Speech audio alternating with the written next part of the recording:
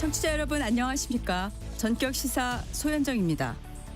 내란 중요 임무 종사 혐의로 기소된 한덕수 전 국무총리가 1심에서 징역 23년을 선고받고 법정 구속됐습니다. 이재명 대통령은 신년 기자회견을 열고 검찰개혁과 이해운 기획예산처장관 후보자 논란, 부동산 정책 등 민감한 현안에 대해 거침없이 답변했는데요. 8일째 단식 중인 장동혁 국민의힘 대표는 119 구급대가 출동했지만 단식을 이어가고 있습니다. 주요 정치 현안 성일종 국민의힘 의원과 말씀 나눠보겠고요. 이어서 민주당의 유력한 서울시장 후보로 떠오른 정원호 성동구청장 그리고 강원지사 출마를 준비하는 것으로 알려진 우상호 전 정무수석을 차례로 만나봅니다. 전격시사는 KBS 콩과 유튜브로도 실시간 방송됩니다. 1월 22일 목요일 전격시사 출발합니다.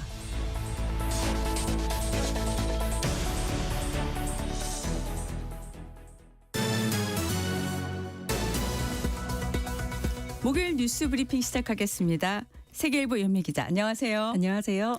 자, 어제 열린 한덕수 총리 재판에서 법원이 처음으로 12.3 계엄을 내란으로 규정했고 특히 특검 구형량보다 많은 징역 23년을 선고했죠. 네, 서울중앙지법은 어제 한 전 총리의 내란 가담 혐의 재판에서 징역 23년을 선고하고 증거 인멸 우려가 있다며 법정 구속했습니다. 특검이 구형한 징역 15년보다 8년이나 더 많은 형을 선고했습니다. 법원은 개별 혐의에 대한 판단을 밝히기에 앞서 윤석열 전 대통령이 선포한 123 비상계엄은 형법상 내란에 해당한다고 규정을 했는데 법원이 비상계엄을 내란이라고 인정한 건 이번이 처음이었습니다. 재판부는 내란죄 성립의 핵심 요건인 국헌문란 목적이 명백히 있었다 이렇게 판단했고요. 헌법에서 보장하는 의회의 정당 제도를 부인하고 언론과 집회를 모두 금지하는 계엄 포고령을 발령한 것도 국헌문란에 해당한다고 봤습니다. 내란죄의 또 다른 구성 요건인 평온을 해할 정도의 폭동이 있었는지에 대해선 헌법기관인 중앙선관위에 군 병력을 보내고 정치인들을 영장 없이 체포하거나 구금하려고 했던 건 폭동에 해당한다고 했습니다. 그러면서 이런 폭동이 일어날 걸 인지하고 있었던 한 전 총리에 대한 중형이 불가피하다고 밝혔습니다. 자, 법원은 한 전 총리에게 제기된 혐의 대부분을 유죄로 인정했죠. 네, 한 전 총리의 내란 중요 임무 종사와 위증, 허위 공문서 작성 등의 혐의가 모두 유죄로 인정됐습니다. 재판부는 한 전 총리가 윤석열 전 대통령에게 이 비상계엄을 선포하려면 그 전에 국무회의를 열라고 건의한 행위가 절차적 요건을 만들어주기 위해서였다며 내란에 가담했다고 봤고요. 한 전 총리가 국무회의를 연 건 계엄을 막으려고 했던 거라고 주장한 거에 대해선 계엄에 반대하려는 의지가 없었다 이렇게 판단했습니다. 또 계엄 선포문을 허위로 작성한 혐의와 헌법재판소에서 거짓 증언한 혐의, 이상민 전 행안부 장관과 언론사들에 대한 단전 단수 조치를 논의한 것도 내란 가담 범죄로 봤습니다. 네. 그런데 똑같은 내란 중요 임무 종사죄로 처벌받은 사람이 과거에 징역 17년을 선고받았던 노태우 전 대통령이 유일한데요. 이보다 높은 형량을 선고받은 이유는 뭘까요?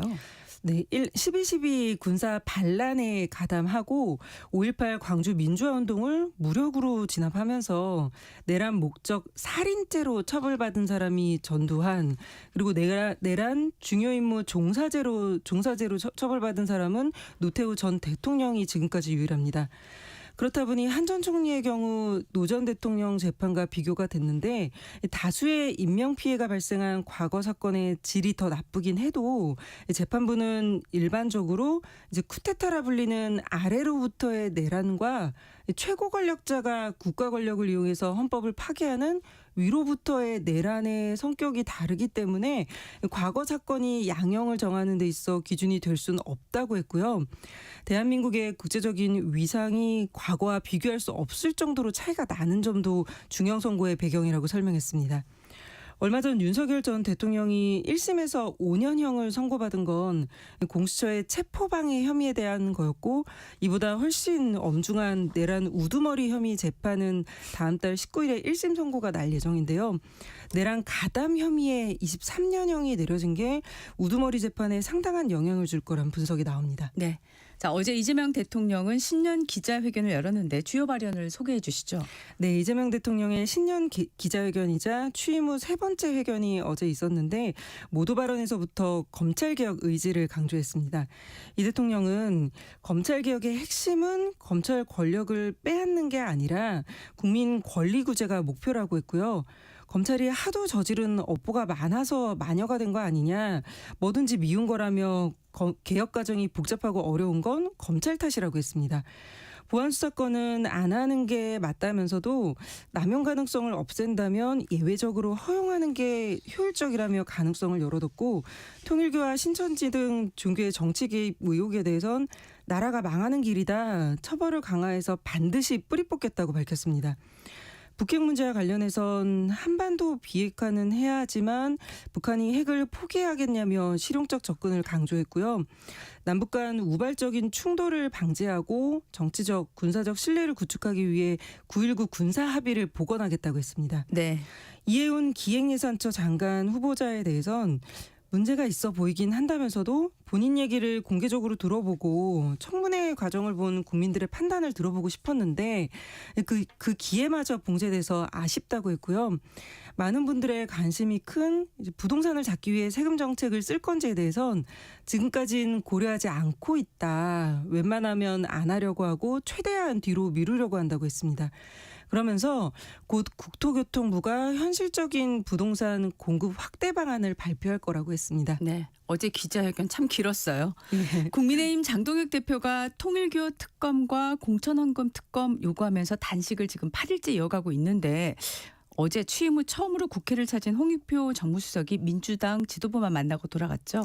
네, 장동혁 대표는 어제까지 일주일째 단식을 이어갔는데 지금 산소 발생기를 끼고 버티고는 있지만 어제 상태가 급격히 나빠지면서 119 구급대가 출동했습니다.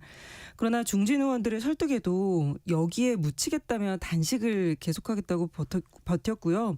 국민의힘은 긴급 의원총회를 열고 야당 대표가 목숨 걸고 단식을 하고 있는데 여권은 관심도 없다고 비판했습니다. 그 시각 홍익표 신임 정무수석이 상견례차 국회를 찾았는데요. 민주당 지도부만 만나고서 돌아갔습니다. 보수진영 출신으로 이재명 정부에 합류한 이석연 국민통합위원장은 더 많이 가진 쪽에서 먼저 팔을 벌리고 양보하며 같이 갈 때 통합이 이뤄진다.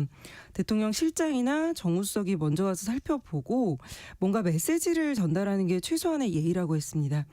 홍익표 수석은 오늘 다시 국회를 찾아서 국민의힘 송원석 대표를 만날 예정인데요.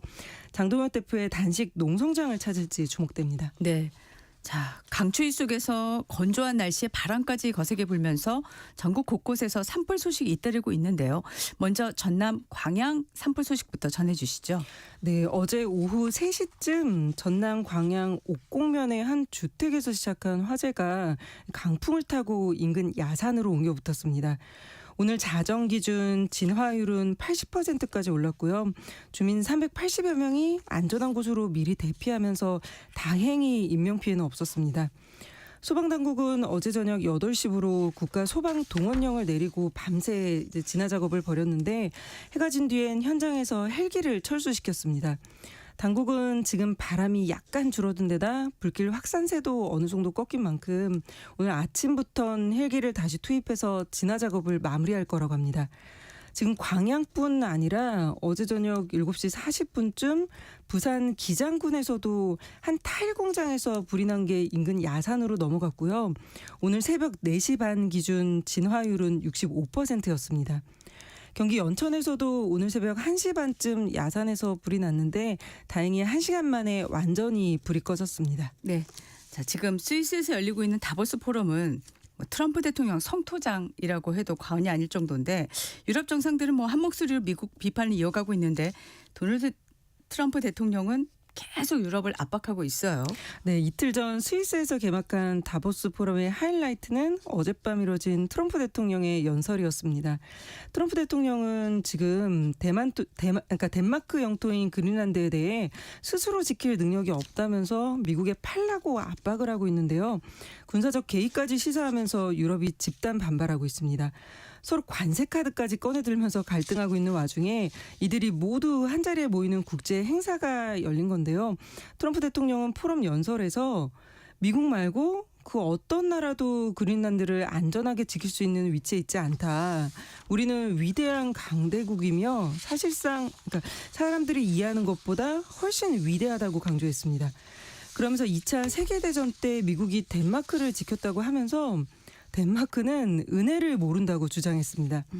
다만 사람들은 내가 무력을 사용할 거라고 생각하지만 그러지 않을 거고 그럴 필요도 없다고 했고요.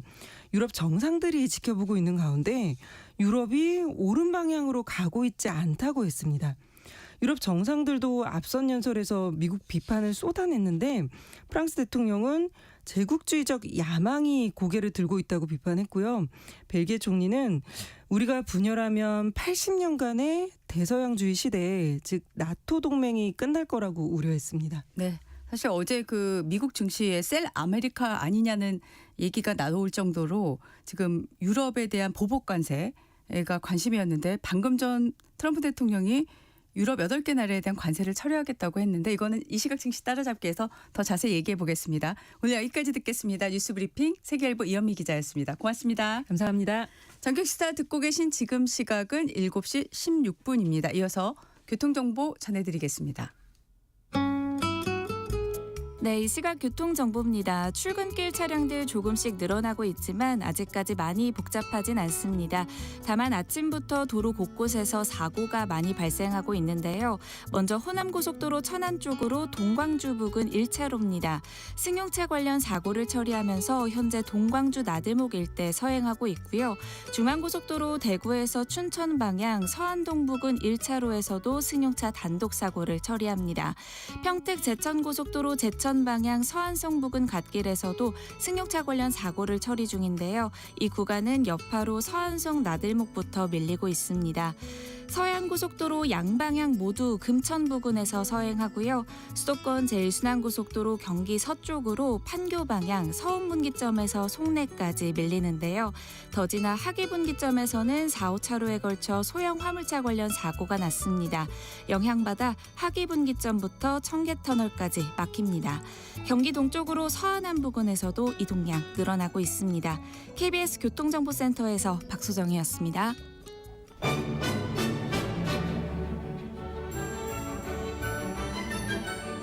실시간 증시 현황과 전망을 발빠르게 전해드립니다. 이 시각 증시 따라잡기 목요일에는 LSK 파트너스의 김선영 대표 전화로 연결합니다. 안녕하세요, 대표님. 네, 반갑습니다, 기자님. 네. 자, 미국은 현지 시간 수요일인데 방금 전 끝난 미국 시장 마감 시황부터 정리해 주시죠. 네, 간만 미증시는 최근에 가장 큰 이슈였죠. 그린란드 문제가 조금 안정을 찾으면서 장 후반에 크게 반등하면서 마감했습니다. 일단 오늘 미증시 3대 지수의 차트를 한번 보시면은 이게 거의 뭐 롤러코스터라는 표현이 정말 딱 맞을 정도인데요. 장 시작하자마자 상승세를 보이다가 중반에 상승폭을 전부 반납했다가 심지어 나스닥 같은 경우는 하락 전환도 했었습니다. 그랬다가 이제 막판에 크게 끌어올리면서 결국은 일간 차트만 보면 이제 거의 진짜 앞에서 말씀드린 대로 롤러코스터급으로 이제 마감을 했는데요. 종가 기준으로 다우존스는 1.2% 상승했습니다. 그래서 49,000선을 마감했고요. 나스닥 같은 경우는 1.21% 상승했고 23,232선, 그리고 S&P 500은 1.2% 상승한 6,878포인트 선에서 마감을 했습니다. 네. 자, 오랜만에 트럼프 대통령 연설에서 그래도 좋은 소식이 있다고요? 네, 현재 지금 열리고 있는 다보스 포럼에서 이제 연설한 트럼프 대통령이 그린란드 병합을 위한 군사적 옵션 가능성을 공식적으로 배제했다. 사실 이게 좀 제일 큰 것 같습니다. 최근에 이제 지정학적 리스크라고 하죠. 이제 군사적인 부분이 조금 이제 이슈가 되면서 이제 그린란드로 파병을 한다 안 한다 이런 이슈가 사실 지난 주말부터 정말 많이 나왔어요. 그래서 이제 아무래도 전 세계 증시가 또 무슨 심지어 어떤 사람들은 뭐 3차 대전 이런 얘기도 하는데 그건 사실 너무 좀 많이 오버된 네. 거고요. 그런 얘기가 나올 정도로 이제 군사 얘기만 나오면 사실 증시가 굉장히 좀 텐트럼을 보이는 게 어쩔 수 없는 그런 부분인데 다행히 이제 공식적으로 배제를 하면서 이제 시장을 좀 안도를 했습니다. 그러면서 이른바 셀 아메리카에 대한 충격에서 조금 안정을 찾는 모습인데요. 일단 트럼프 대통령은 이제 이렇게 얘기했습니다. 사람들은 내가 무력을 쓸 거라 생각했지만 그럴 필요 없다라고 하면서 난 무력을 사용을 원하지도 않고 사용하지도 않을 것이다. 일단 이 얘기 때문에 시장이 좀 많이 좀 안정을 찾은 거는 그래도 조금 의미가 있는 것 같습니다. 네. 자, 다보스 포럼에서 또 트럼프 대통령이 관세 관련해서도 발언을 했죠. 네, 사실 이것도 거의 뭐 제가 말씀드렸지만 서로 이제 협상을 위한 레버리지로 썼다는 부분을 좀 설명드렸었는데요. 그린란드와 협상의 틀을 마련하겠다라고 하면서 이제 유럽 8개국의 관세를 철회를 했습니다. 일단 그린란드와 연계해서 미국의 차세대 미사일 방어망이죠. 이제 골든돔에 대한 추가 협의를 하고 있다는 이런 내용도 얘기했는데 어쨌든 뭐 다보스 포럼에서 이제 여러 그 국가들의 특히 유럽 국가들의 정상들을 만나면서 일단 대화의 좀 물꼬가 좀 트이고 있는 것 같아요. 그래서 23일까지 진행이 되니까 어떤 결론이 나올지는 하루 이틀 좀 지켜보시면 나올 수 있을 것 같습니다. 예. 자, 전날 큰 이슈였던 국채하고 달러 시장 분위기는 어떻습니까? 네, 제가 최근에 뭐 지인분들도 마찬가지고 뭐 방송 나가도 마찬가지고요. 이 국채랑 이 환율 시장 이 설명을 굉장히 질문을 많이 받아요. 저는 이제 보통 이제 일반 지인분들이 물어보면 저는 이런 얘기합니다. 지금 어설프게 이론적으로 배운 거 가지고 지금 채권이랑 환율 지금 분석하려고 들지 마라. 지금 외부적인 이슈가 너무 많다. 이런 얘기를 하면서 이제 좀 넘어가는데요. 일단 다행히 양쪽 시장은 좀 진정을 찾는 모습입니다. 보통 글로벌 채권 금리 벤치마크인 10년 만기 미 국채 금리가 이제 전일 대비해서 이제 1bp 0.1%포인트 정도 내렸어요. 그래서 이제 4.28%로 마감했고요. 그리고 통화 정책에 굉장히 민감한 2년 만기 미 국채 금리 같은 경우는 전일과 비슷한 수준인 3.59%로 잘 유지가 되고 있다는 부분 좀 체크해 보시면 될 것 같습니다. 그리고 일반적으로 우리가 좀 많이 얘기하는 주요 6개국 통화 대비해서 달러 가치를 나타내는 달러 인덱스는요. 전일과 비슷한 98.38을 기록 중으로 전일과 비슷하게 조금 진정된 모습이 나오고 있어가지고 일단 환율 시장과 채권 시장은 그래도 조금 안정을 찾았다. 이렇게 결론 지으면 될 것 같습니다. 네. 자, 간밤에 우리 증시 관련한 ETF들 흐름은 어땠을까요? 아마 또 제일 궁금하실 것 같은데요.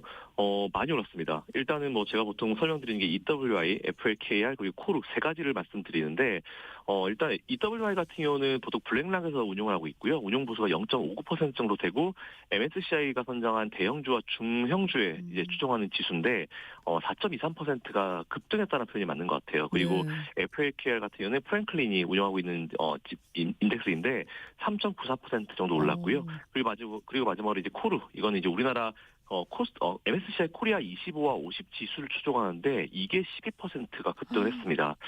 이에 따라서 아마 오늘 우리나라 증시는 그래도 어제 흐름을 좀 이어서 좋은 모습으로 유지가 되지 않을까라고 생각하고 있습니다. 네. 어제 우리 증시 마감 상황 또 설명 부탁드립니다. 네, 어제 우리나라 증시는 이제 양쪽 시장 분위기가 완전히 상반되게 마무리가 된 부분이 좀 특징인 것 같아요. 코스피 같은 경우는 강세를 보였죠. 이제 안정적인 모습을 보였는데 코스닥 같은 경우는 낙폭이 조금 있었습니다. 약세 마감을 했고요. 코스피 같은 경우는 종가 기준으로 0.49% 상승한 4,909.93포인트로 마감했습니다. 어쨌든 4,900선 지켰고요. 네. 근데 이제 코스닥 같은 경우는 2.57%가 급락을 했어요. 그래서 951포인트, 그래도 950포인트 유지가 됐는데 상대적으로 좀 코스닥의 낙폭이 좀 커서 우리나라 투자분들의 대부분이 꽤나 많은 분들이 코스닥 투자를 많이 하고 계세요. 네. 이에 따라 가지고 조금 계좌에 데미지가 있지 않을까라고 생각하고 있습니다. 네. 자, 그럼 코스피의 상승 그리고 코스닥의 하락 요인은 뭘까요? 일단 코스피 같은 경우는 그린란드를 둘러싼 갈등 그리고 이제 덴마크의 미국채 매도가 조금 불안한 모습으로 작용을 했는데 요즘에는 거의 외부적인 이슈를 내부적인 그 주가의 흐름을 커버를 다 해버리고 있는 것 같습니다. 삼성전자를 비롯한 반도체 그리고 자동차 등 AI 관련 주들이 힘을 내주면서 외부적인 이슈가 있지만 우리는 무시하겠다. 뭐 거의 그런 흐름이 나와서 상승세를 유지하고 마감했고요. 이에 반해 코스닥 같은 경우는 이게 항상 코스닥의 좀 문제점인 것 같긴 한데 알테오젠을 비롯해서 바이오 기업들의 낙폭이 전체적으로 커지면서 부정적인 영향을 미쳤습니다.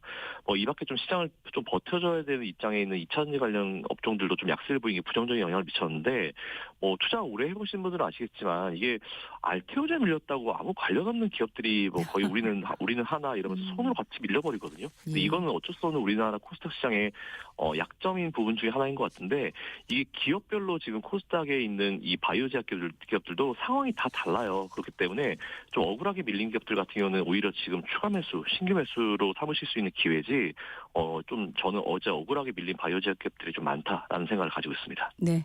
자, 어제 종가 기준 주요 주체들의 수급 상황은 어땠을까요?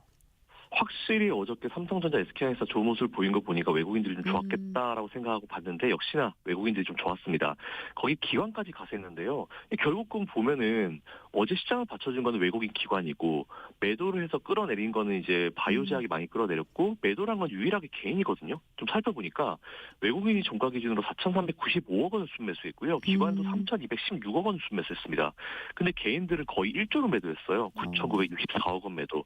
그럼 제가 봤을 때 거의 개인들의 순매도는 코스피 대형주에서 일부 차익 실현 그리고 바이오 제약주 쪽에 매도가 분명히 집중돼 있다는 결론으로 집중할 수밖에 없을 것 같아가지고 개인이 만일 위주로 돼서 바이오 제약주가 밀렸다라고 하면은 오히려 더 바이오 제약주에서 밀려날 이유가 없는 거죠. 그래서 이런 부분들을 생각하셔가지고 투자 참고해 보시면 될 것 같습니다. 네.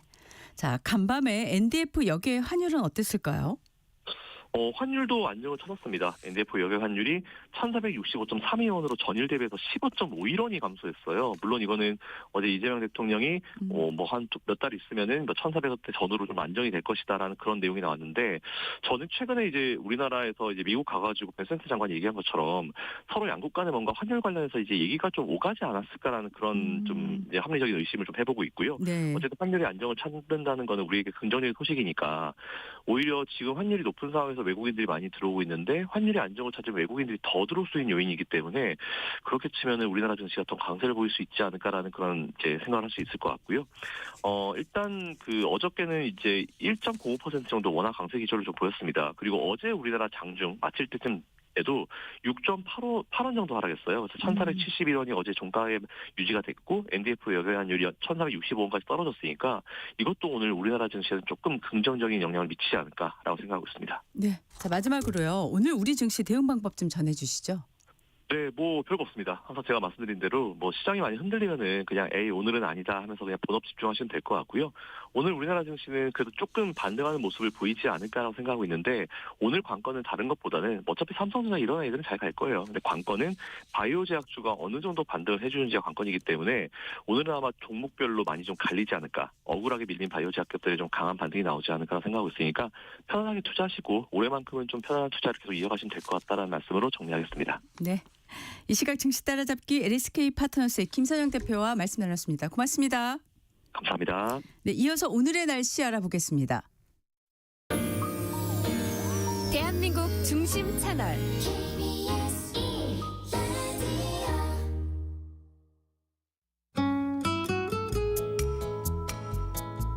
네, 목요일입니다. 스튜디오에 나와 있는 이설아 기상캐스터와 함께 날씨 알아보겠습니다. 어서 오십시오. 네, 안녕하세요. 예, 월화수목 연일 매서운 한파가 기승인데 네. 오늘 아침이 이번 겨울 들어 가장 추웠다고요? 네, 강추위가 사흘째 이어지며 절정에 달했습니다. 오늘 아침은 서울이 영하 13도, 강원도 철원 임남면이 영하 23.6도로 하루 만에 최저기온을 경신했습니다. 네. 여기에 찬바람이 강하게 불어서 체감온도 서울은 영하 20도에 육박했고 강원도 철원 임남면은 무려 영하 36.4도까지 곤두박질했습니다. 이 추위가 혹독하기는 오후도 마찬가지입니다. 오늘 한낮에는 서울이 영하 5도, 춘천이 영하 6, 청주가 영하 4, 전주는 영하 1도에 머물겠고요. 찬바람이 옷 속으로 파고들면서 더욱 춥게 느껴지겠습니다. 네. 지금 우리나라 북쪽에 자리한 북극에서 떨어져 나온 찬 공기 덩어리에서 영하 35도에 달하는 냉기가 쉴 새 없이 내려오고 있습니다. 이번 한파는 일요일까지 길게 이어질 전망입니다. 네, 앞서 뉴스 브리핑에서 전남 광양 산불을 비롯해서 산불 소식을 전해드렸는데 네. 지금 한파특보가 발효돼 있는데 강풍 그리고 건조특보도 있다고요? 네, 그렇습니다. 지금 강원 동해안을 제외한 중부지방과 전북 북동부, 경부, 경남 내륙에 한파 경보나 주의보가 내려져 있습니다. 당분간 중부지방은 한파특보가 계속되겠습니다. 이 모레 토요일까지 전국 대부분 지역에는 바람이 강하게 불겠고요. 특히 강풍주의보가 내려진 충남 서해안과 전라도 해안, 제주도에는 순간적으로 초속 20에서 25m가 넘는 돌풍이 몰아칠 때가 있겠습니다. 또한 북서풍의 영향으로 동쪽 지역은 대기가 매우 건조해져 현재 강원 동해 동해안과 남부산지, 부산과 울산, 대구, 경상도 지역에는 건조주의보가 더 확대됐습니다. 네, 여기에 혹독한 추위 속에서 대설특보가 내려진 곳이 있다고요? 네, 찬 공기가 상대적으로 따뜻한 바다를 지나면서 눈구름이 발달해 현재 전라도 서해안과 제주 산지, 울릉도 독도에는 대설주의보까지 발효 중입니다. 이미 많은 눈이 쏟아진 울릉도와 독도에는 오늘도 최대 15cm, 전라도 서해안과 제주 산지에는 2에서 7cm의 눈이 더 내려 쌓이겠습니다. 서해안의 눈은 모레 토요일까지 이어지는 곳이 있겠습니다. 네, 오늘의 날씨 이설아 기상캐스터와 함께 알아봤습니다. 고맙습니다. 네, 고맙습니다. 전격 시사 잠시 후에 전격 인터뷰로 이어가겠습니다.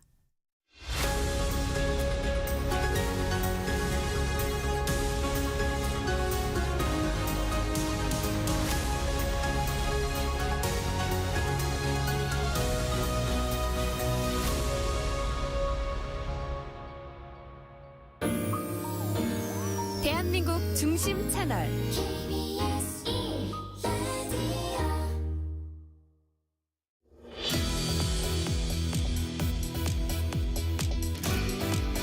전격 인터뷰 시작하겠습니다. 먼저 국회 국방위원장이신 국민의힘 성일정 의원 나오셨습니다. 어서 오십시오. 네, 안녕하십니까.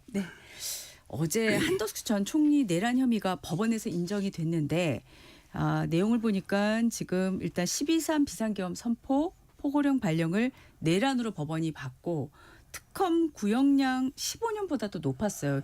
징역 23년 선고했고 증거 인멸이 우려된다면서 바로 법정 구속됐는데 어떻게 보셨습니까?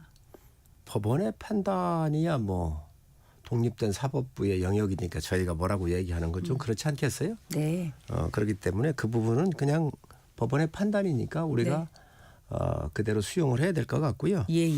2심과 3심이 남아 있습니다. 네. 지켜보시지요. 또 네. 이재명 대통령도 1심에 무죄였고 2심에 유죄였잖아요. 대법원 가서 파기환송이 있습니다. 유죄 취지로. 그럼에도 불구하고 대통령이 됐거든요. 이 사법의 3심제라고 하는 게 그래서 중요하고 네네. 그래서 그 사법부의 독립이 꼭 지켜져야 되는 거예요. 저는 여당에서 사법부를 흔들고 있는 거 법 왜곡죄를 비롯해서 사심제, 대법관 증언 이런 문제들이 네. 대한민국이 지키려고 하면 이거 흔들면 안 된다라고 다시 한번 말씀을 드리고 네. 사법부의 존중, 사법부에서 판결하는 거에 대해서는 더 이상 이거는 존중을 해야지 왈가왈부해서는 안 된다고 생각을 합니다. 이 네. 3심을 지켜보시죠. 네. 2, 3심까지 이제 남아 있기 때문에 계속 지켜봐야 되겠는데 그럼에도 불구하고 이제 그 어제 사법부의 그 판단을 보면은 계엄 당일 국무회의 개최를 내란의 절차적 요건을 형식적으로 갖추도록 해서 내란의 주요 역할을 했다. 이게 계엄 가담으로 봤다. 또 재판부에서는 군의 국회나 또 중앙선관위 이 점거 출입 통제 이걸 다 내란의 근거로 봤는데 이 부분에 대해서는 어떻게 개인적으로 생각하십니까? 그러한 부분들이 네. 지금 2심과 3심에 가서 다투어볼 부분이에요. 그렇기 때문에 그런 영역에 대해서 예. 여러 가지 주장하고 할 이야기가 있겠지만 네. 그런 부분들은 2, 3심으로 가자는 거죠. 네, 알겠습니다. 자, 이제 2월에 다음 달에 윤석열 전 대통령 내란 우두머리 혐의 재판 선고도 있는데 아무래도 이 어제 재판 선고가 영향을 미치겠죠? 이제 아무래도 재판부가 좀 틀리잖아요. 그러나 같은 법원에서 열리고 있기 때문에 네. 그런 것들이 양론이 있습니다. 이게 영향을 줄 것이다. 네. 또 안 줄 것이다. 여러 네. 가지가 있긴 하겠지만 네. 뭐 여러 가지 언론 지면에서 보면은 조금씩은 줄 거 아니냐라고 하는 게 웨이트가 있는 것 같긴 해요. 네. 그러나 그 재판이라고 하는 것은 법과 양심에 따라서 사법부 판사들이 하는 겁니다. 저는 법과 양심에 따라서 해주기를 기대합니다. 네. 이 지금 재판이 지금 현재 여의도 국회 정치권에는 영향을 어떻게 미칠 거라 생각하십니까? 아무래도 지방선거를 앞두고 있기 때문에 네. 내란에 대한 프레임을 지금 굉장히 여당이 프리미엄을 많이 누렸잖아요. 그렇기 때문에 그 공세가 계속 할 거로 보는데 네. 거기에는 뭐 또 여러 가지 상충되는 부분이 있겠지요. 네. 대통령께서는 뭐 국민 통합을 얘기를 하고 하시는데 저희 당이 이 계엄하고 관련이 없잖아요. 추경호 대표 어떻게 됐습니까? 다 기각됐지 않았습니까? 네. 저도 국방위원장이지만 네네. 사실 상임위가 저희 상임위예요. 군이 관련됐기 때문에. 네, 그렇죠. 그러니까 저희가 제일 먼저 알았어야 될 거 아닙니까? 네네. 저희도 몰랐어요. 여야 의원들이 같이 일본에 가 있었다고요. 네네네. 이연서 후방 기지를 가서 점검하고 그랬었잖아요. 예예. 그래서 이게 전혀 관련이 없음에도 불구하고 여당의 정치적인 공세가 정치적인 목적과 이익을 위해서 좀 세질 거로 전 예측을 하고 있습니다. 네. 자, 어제 3시간 동안 진행된 이재명 대통령 신년 기자회견 굉장히 길었어요. 예. 국민의힘에서는 지금 이 기자회견에 대해서 선거용 포장, 자기 합리화 굉장히 혹평을 하셨는데 구체적으로 어떤 부분들이 이 비판의 지점이라고 생각을 하시는 건가요? 우선 대통령께서 신년 회견이라고 하는 것은 아마 작년도에 취임을 하셨고 6월 달에 신년으로서 올해가 처음이에요. 그렇죠. 그렇죠? 네. 그럼 한 7개월 정도 이렇게 나라에 대해서 파악을 하시고 새로운 비전과 희망을 국민들께 드리는 자리예요. 그런데 미래를 꿈꾸고 있는 많은 국민들한테 희망을 드린 거는 아니었다라고 생각을 합니다. 네. 그리고 국정을 제대로 파악을 했나 하는 생각이 들어요. 부동산 문제 책임을 누가 져야 됩니까? 대통령이 져야 됩니다. 그런데 이거에 대해서 답이 없다고 그러시잖아요. 그리고 어제는 뭐라고 그러셨냐면은 보유세 같은 경우를 얘기를 했는데 김영봉 정책수석이면 누구지요? 대통령의 최고의 핵심 측근입니다. 보유세 검토한다 그래 대통령께서 이걸 또 안 하신다 그랬어요. 그러면 그런 참모를 두고 이 혼란스럽게 만드는 이런 참모를 두고 어떻게 일을 할 수 있는가. 그다음에 네네. 검찰 보안 수사권을 대통령께서는 필요하다 그랬어요. 정부에서 입법본부엔 빠져 있습니다. 아니 그러면 정부 입법에 대해서 넘어갈 때 대통령이 책임 있는 거 아닙니까? 그럼 비서실장도 있고 법무에 관련된 책임자도 있고 장관도 있고 다 있습니다. 이게 대통령의 철학이고 이게 굉장히 중요한 국가의 기둥 같은 일인데 보안 수사라고 하는 것이. 그러면 이거에 대해서 정부 법안에다가 넣도록 지시를 했어야지요. 이런 것 하나도 얘기를 안 하시더라고요. 그러면서 대통령께서는 대통령 이야기가 맞습니다. 이거 필요한 겁니다. 그런데 정부에서 국회로 넘긴 정부 입법 속엔 이게 빠졌다는 거지요. 이게 국가를 지금 경영하고 있는 최고 책임자로서 정확하게 이런 부분들을 알고 계시고 또 알고 있는 상태에서 어제 회견을 하셨는지 전 제대로 파악을 못하고 하시는 거 아닌가. 뭐 시간이 길고 하신데 굉장히 참 판단하기가 어려운 부분들이 많았습니다. 네. 자, 그 어제 회견에서도 행정통합 얘기가 또 화두 중에 하나였습니다. 이재명 대통령이 지금 충남, 대전, 광주, 전남 거론을 했는데 특히 충남, 대전 대목에서는 반대 기류가 생겨나고 있다면서 민주당이 한다니까 기류가 바뀌는 게 아닌가 하는 생각이 든다라는 발언을 했는데 예. 어떻게 들으셨어요? 이것도 잘못된 말입니다. 민주당이 언제 한다 그랬습니까? 이거는 작년 11월 달에 이장호 대전시장, 김태흠 충남지사가 네. 오랫동안 지방정부를 이끌어 오면서 문제점이 많은 거예요. 그래서 두 분이 합의해가지고 이게 지방 분권화 시대에 해야 되겠다 해가지고 법안을 두 분이 심사숙고하게 고민하고 해서 이 법안을 제가 낸 겁니다. 네. 이 법안 낼 때 지금 대전 충남이 대전이 국회의원이 8석이고 충남이 11석이에요. 네네. 자, 그런데 여기에 국민의힘 국회의원이 3명밖에 없습니다. 민주당 의원들 보고 이거 동의해서 같이 좀 내자라고 얘기를 했잖아요. 다 반대했습니다. 네. 거기 시도당에서 다 반대 성명 냈습니다. 예예. 대통령께서 이거를 해야 되겠다라고 한 말씀 하시니까 마치 자기들이 또 이걸 하는 것처럼 주도하고 있는데 그거 아닙니다. 그리고 핵심은 정확하게 아십시오. 네. 지방자치의 정신을 담아야 합니다. 국가의 백년지 대계를 담아야 합니다. 네네. 여기에 가장 중요한 게 뭐냐. 조세권을 중앙정부가 다 조세권을 갖고 있잖아요. 네. 법인세를 비롯해서 양도소득세, 부가세 다 중앙정부가 갖고 있잖아요. 네. 국세죠. 이 네. 부분들을 네. 일정 부분 지방에서 사용할 수 있도록 제도화해달라는 겁니다. 네. 그런데 지금 중앙정부가 어떻게 하고 있습니까? 한시적으로 4년 동안 20조를 주겠다고 하는 거예요. 그러면 한시적으로 주고 난 다음에 그 다음엔 어떻게 할 겁니까? 또 이거를 제도화를 시키지 아니하면 네네. 경기가 나빠질 때 세금이 덜 거쳐요. 그러면 중앙정부가 쓸 돈이 없는데 지방으로 내려줄 수 있겠습니까? 그렇기 때문에 안정적으로 집안 살림도 집에 들어오는 수입이 얼마인지를 정확하게 예측할 수 있어야 생활비로 얼마 쓰고 저축으로 얼마 하고 이거 계획을 세울 거 아닙니까? 네네. 지방 똑같습니다. 예측 불가능한 재정의 모델을 가지고 어떻게 이 지방이 장기적인 사업이나 또 의료 인프라 같은 경우를 확충할 수가 있겠습니까? 두 번째는 네네. 중앙이 너무 많은 권한을 갖고 있다. 그러니 이 권한을 대폭 이양해달라는 거예요. 예를 들면 예타 면제 같은 경우 문화의 격차라든지 의료 격차 크잖아요. 이러한 부분들은 500억 이상이면 중앙정부가 갖고 있는 예타 제도에 의해서 할 수가 없습니다. 그런데 생명을 구하는 것 같은 경우는 돈이 더 들어가 500억 이상 들어가더라도 해야 될 거 아니겠습니까? 그렇기 때문에 이런 권한을 넘겨달라고 하는 건데 이런 것들을 지금 안 넘겨주고 지금 현재 이거를 돈을 20조 줄 테니까 하라. 이거는 말이 안 되는 얘기지요. 네. 그래서 정말로 국가의 먼 미래를 위해서 이거를 제도화해달라는 겁니다. 이 제도화하는 거 없이 그래 하자. 20조 줄게 4년 동안 한시적으로 이걸 가지고 동의할 사람들이 어디 있겠습니까? 지금 당장 이 여당에서 제도화를 해 주십시오. 법인세 50%, 양도세 같은 경우는 지방에 있는 물건들이 팔을 때 나오는 세금이니까 지방으로 돌려주고 부가세 5% 정도를 해주고 이러한 권한을 지방에 넘겨준다고 한다면 언제든지 환영합니다. 네, 알겠습니다. 자, 정치 현안에 대한 질문도 좀 드리겠습니다.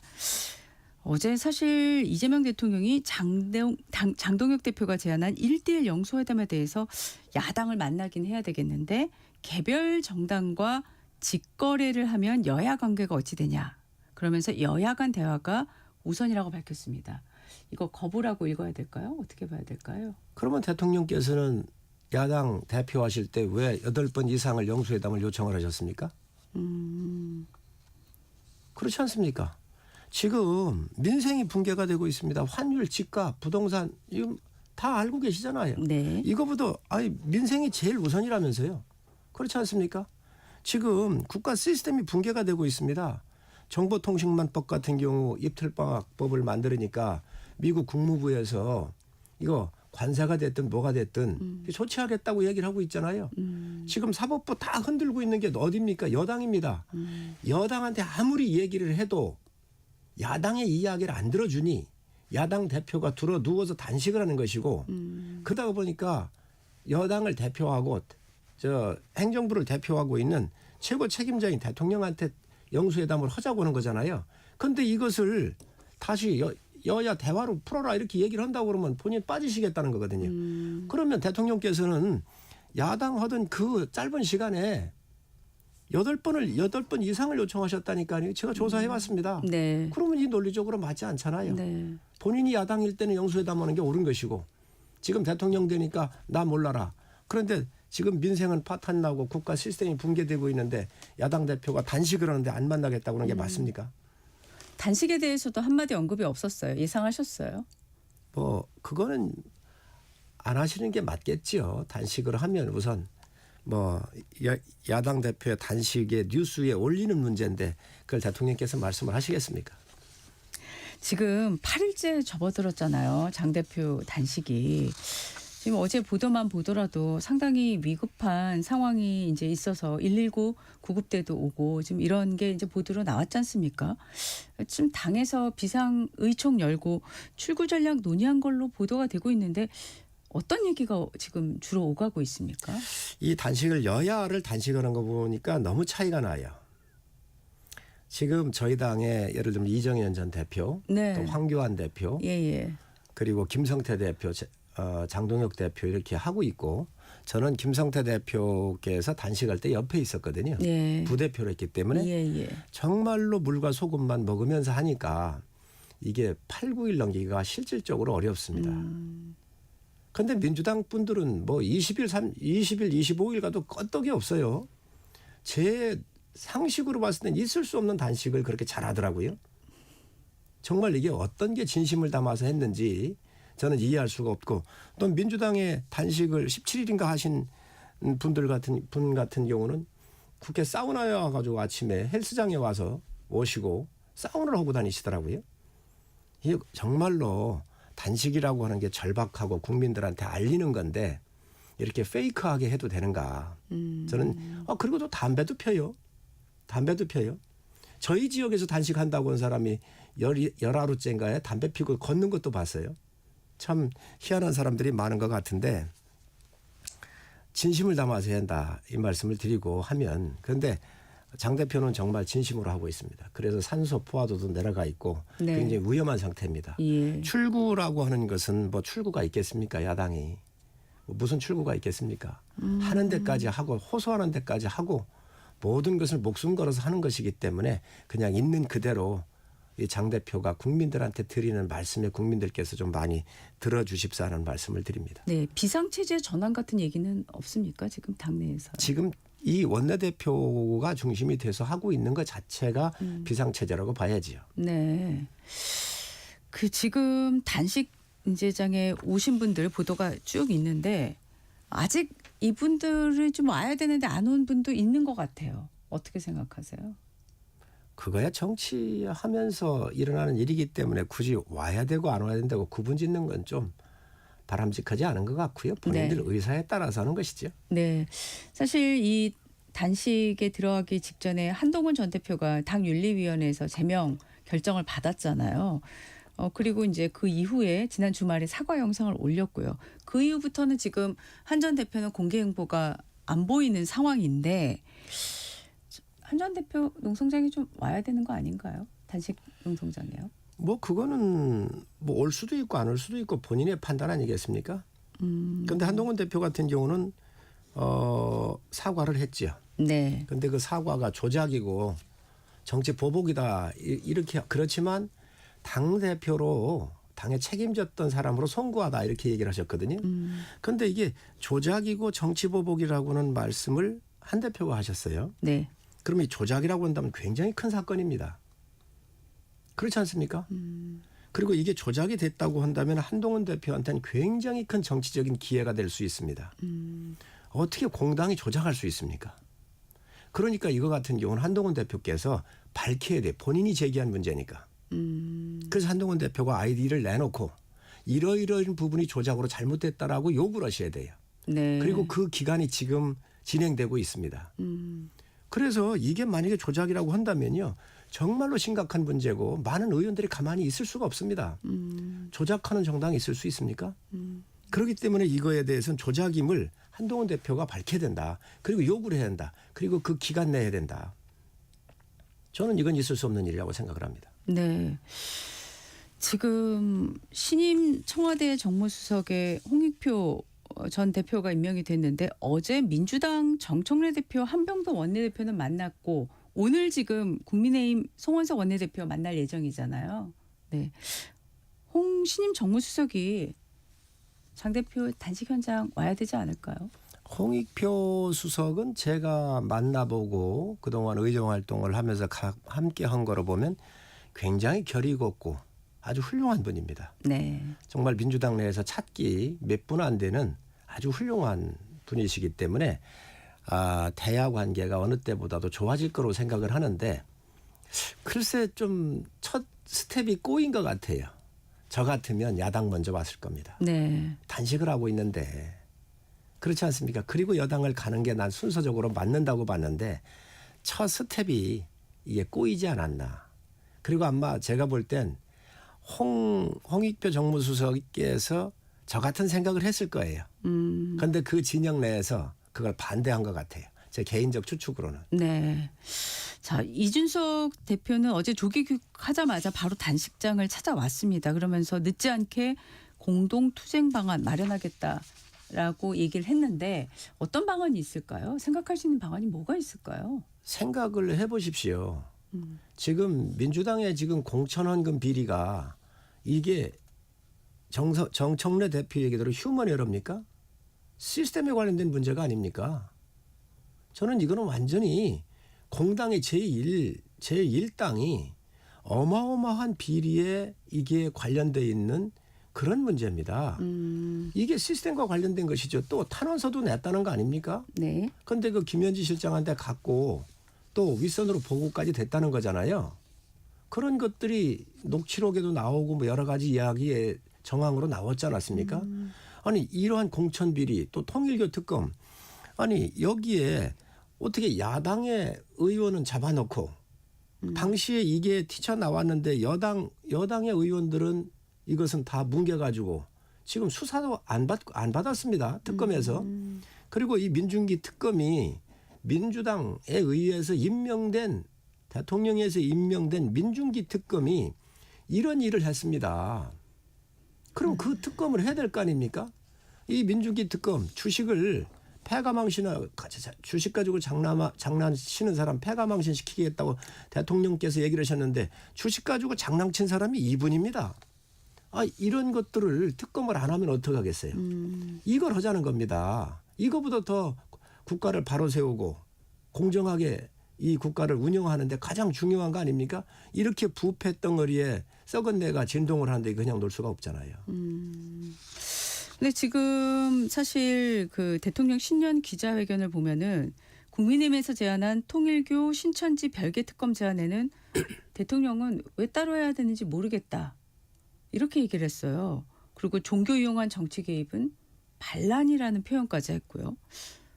지금 이 발언만 보면 국민의힘이 제안한 통일교 특검, 신천지 특검 별개로 하자는 거 이거 받을 가능성이 별로 안 보이거든요. 대통령께서 왜 따로 해야 되는지 모르겠다 이렇게 말씀하셨잖아요. 네네. 왜 같이 해야 되는지 모르겠습니다. 별개 사건입니다. 통일교가 튀어나온 게 신천지가 여기에서 지금 현재까지 뭐 튀어나온 거 있습니까? 수사하다가 묻은 거잖아요. 여당은 묻어준 거잖아요. 민중기 그 특검 자체가 특검을 받아야 되는 사람이잖아요. 그거 하고 신천지는 따로 또 특검을 하자니까요. 왜 같이 하자는지 얘기하는지 그 이유를 설명해 주시기 바랍니다. 그렇지 않습니까? 별개 사건입니다. 신천지 따로 해서 문제 있으면 그거 처리하면 되고요. 네. 통일교 따로 해서 거기에 문제 있으면 처리하면 됩니다. 그 논리대로 하면 왜 3특검을 했습니까? 그렇지 않습니까? 3특검 했지 않습니까? 김건희 특검, 내란 특검, 최상병 특검 했지 않습니까? 그럼 그것도 하나로 묶었어야지. 그거는 다 떼서 여당이 하고 이건 와가지고 신천지와 통일교를 함께 묶자. 그러면 신천지만 수사를 하겠지요. 통일교는 안 하고. 아니 그걸 논리라고 얘기를 하십니까? 그렇군요. 자, 지금 그 신천지에 있던 분들이 계속 그 폭로 또는 녹취가 이제 공개되고 있는 와중에 홍준표 시장도 SNS에 2021년 대선 경선을 언급하면서 그 당시에 이제 신천지 몰표로 윤 전 대통령이 대선 경선에 승리한 거다. 이런 주장을 거듭하고 있어요. 이거 어떻게 생각하십니까? 통일교에서도 특검을 할 때 우리 당에 서버를 와서 공당 거 심장을 다 오려갔습니다. 그때 몇십만 명의 당원 입당을 했다 그랬거든요. 네네. 안 나왔습니다. 이미 나왔으면 지금 이 정권이 그냥 놨겠습니까? 신천지도 얘기를 하는데 뭐 하라하십시오. 그런데 저는 얼마가 들어왔는지도 모르겠고 또 그런 어떤 일이 있었는지도 모르겠어요. 지금 신천지 같이 그렇게 이야기를 한다면 네. 아니 이게 조사도 안 해보고 그런 추측으로 얘기한다. 전 그건 맞지 않다고 보고 만약에 문제가 있다고 하면 여당이 그 좋아하는 특검 통일교 특검 따로 받고 신천지 특검 따로 받아서 그런 것도 다 조사하십시오. 지금 이해운 장관 후보자 인사청문회는 오늘 자료 제출을 조건으로 열기로 잠정 합의했다. 이런 보도가 나왔습니다. 그런데 대통령이 어제 기자회견에서 본 걸 보면 일단은 어쨌든 문제의 소지가 있더라도 해명 기회를 주는 것은 공정하다. 이렇게 얘기를 하고 있거든요. 이 청문회가 어떻게 될 거로 생각하세요? 저는 이게 대통령께서 진퇴양난이구나 하는 느낌을 갖고 있습니다. 그렇게 보셨어요? 문제가 있어 보이긴 한다 그랬잖아요. 네. 그랬죠. 문제의 소지가 있더라도. 그런데 검증 기능이 어디 있습니까? 대통령실에 있습니다. 야당일 때 여당인 윤석열 정부를 공격할 때 어떻게 했습니까? 검증팀 문제 있다고 얼마나 했습니까? 여기에는요. 지금 문제가 있는 것이 이 아파트 분양하면서 문제가 있잖아요. 20몇 평에 어떻게 6명이 삽니까? 그렇지 않습니까? 그런데 그거는 주민등록과 관련되는 법 위반 행위라고요. 이거는 문제가 있을 것으로 유추해서 얘기를 한 건데 이 해명기에 못 내놓고 있습니다. 이건 국토부에 자료가 있거든요. 이거를 대통령실에서 조사를 안 했겠습니까? 양도세 탈루한 거 안 했겠습니까? 그런데 그저 뭐 갑질한 부분 이런 부분 우리가 알 수 없지 않냐. 그런 부분은 그럴 수 있을 겁니다. 우리가 그 갑질한 부분을 가지고만 얘기하는 게 아니라 네. 지금 현재 자료를 아예 안 낸 거예요. 그리고 국민들의 70%가 부적격으로 지금 현재 판단하고 있지 않습니까? 그렇기 때문에 이 청와대 자체의 시스템, 이 정부의 오류가 있음에도 불구하고 이것을 그냥 임명하려고 하는 것은 굉장히 문제가 있다고 생각을 합니다. 네. 오늘 자료 제출이 제대로 돼야만 열기로 합의를 하신 거니까 이것도 좀 상황을 지켜봐야 되겠네요. 그러면은. 저는 자료가 제출이 되든 네. 안 되든 명백한 거기 때문에 저는 여는 게 좋다라고 개인적으로 생각을 하고 있습니다. 네, 알겠습니다. 자, 시간 짧게 남아서요. 어제 대통령의 그 북핵 관련해서 좀 실용적으로 접근해야 한다면서 핵개발 중단, 핵 군축 비핵화 이렇게 얘기했어요. 3단계 접근법 어떻게 보셨습니까? 비핵화를 일관되게 가야지요. 지금 이상적으로 그동안 이렇게 해왔다 얘기를 하셨거든요. 예. 전 동의할 수가 없습니다. 아니, 북한이 언제든지 한다고 하고 속였지 않습니까? 핵을 개발하는 걸 중단한다고 그래서 연변에 우리가 수십억 달러 들여가지고 지어주던 것도 멈추고 핵을 개발한 사람들입니다. 네네. 아, 여기를 지금 제대로 알지 못하고 북한을 마치 이게 그 핵 중단부터 하자고 하는 것은 전 전략적으로 잘못됐다고 봅니다. 네. 오늘 말씀 여기까지 듣겠습니다. 지금까지 국민의힘 성일종 의원이었습니다. 고맙습니다. 네, 감사합니다.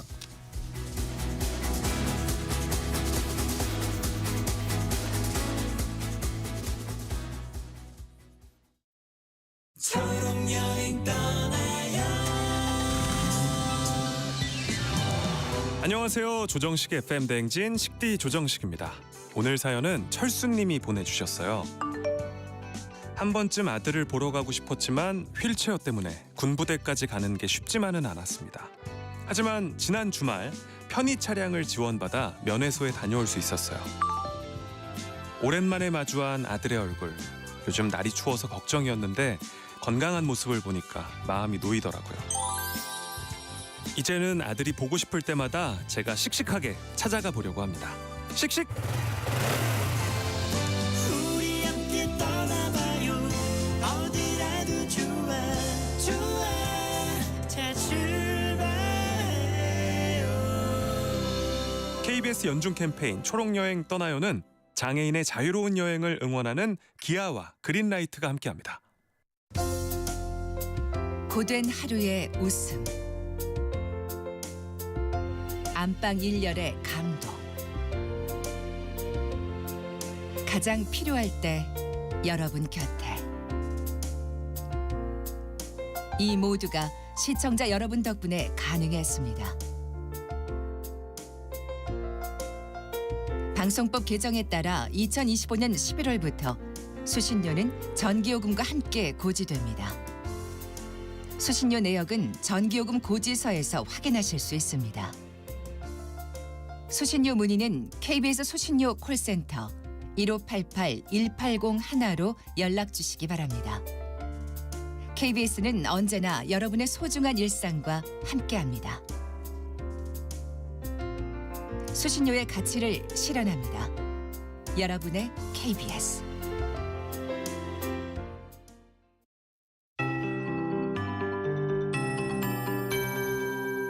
KBS 58분 날씨. 현재 서울 기온 영하 13.2도, 체감 온도는 영하 19.8도입니다. 오늘 기온이 올겨울 최저 기온입니다. 당분간 전국 대부분 아침 기온 영하 10도 안팎으로 강한 추위가 계속되겠습니다. 오늘 낮 기온 서울이 영하 5도, 어제와 비슷하겠고요. 세종도 영하 3도까지만 오르겠습니다. 강릉이 영하 1도, 대구 0도, 광주 1도 등으로 대부분 전국이 영하 8도에서 3도의 낮 기온 분포에 그치겠습니다. 다음 주에는 한파의 기세가 약간은 누그러지기는 하겠습니다. 하지만 역시 다음 주에도 이맘때보단 기온이 낮아 추위가 이어질 전망이고요. 현재 대설특보 상황입니다. 전라 서해안과 제주, 울릉도 독도에 대설특보가 내려져 있고 오늘 충청과 전라권, 제주에 1에서 7cm의 눈이 더 오겠고요. 울릉도 독도는 5에서 15cm가 예상됩니다. 내일은 인천과 경기 남부, 충남, 전라권에 1에서 3cm의 눈이 더 내리겠습니다. 내일은 그 밖의 지역도 눈이 날리는 곳이 있겠고요. 지금 건조특보가 강원 동해안, 전남 동부, 경상권 중심으로 내려져 있습니다. 이들 지역은 당분간 메마른 날씨 예상됩니다. 또 서해안과 제주에는 강풍특보가, 대부분 해상에 풍랑특보가 내려져 있어서 바닷길도 매우 거친 상황입니다. 오늘 강한 바람 속에 방한용품 꼭 챙기셔야 되겠고요. 현재 서울 기온 영하 13.2도입니다. 최영우였습니다.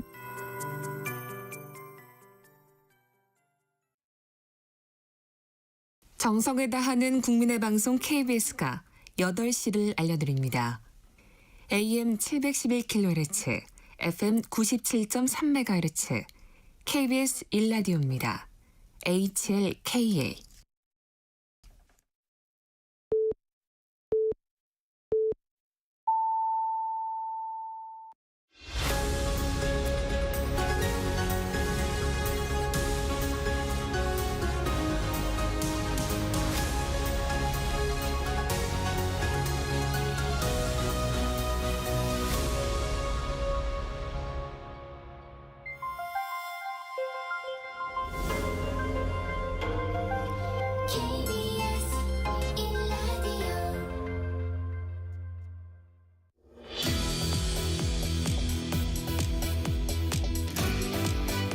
네, 전격 인터뷰 민주당 서울시장 후보로 거론되고 있으시죠?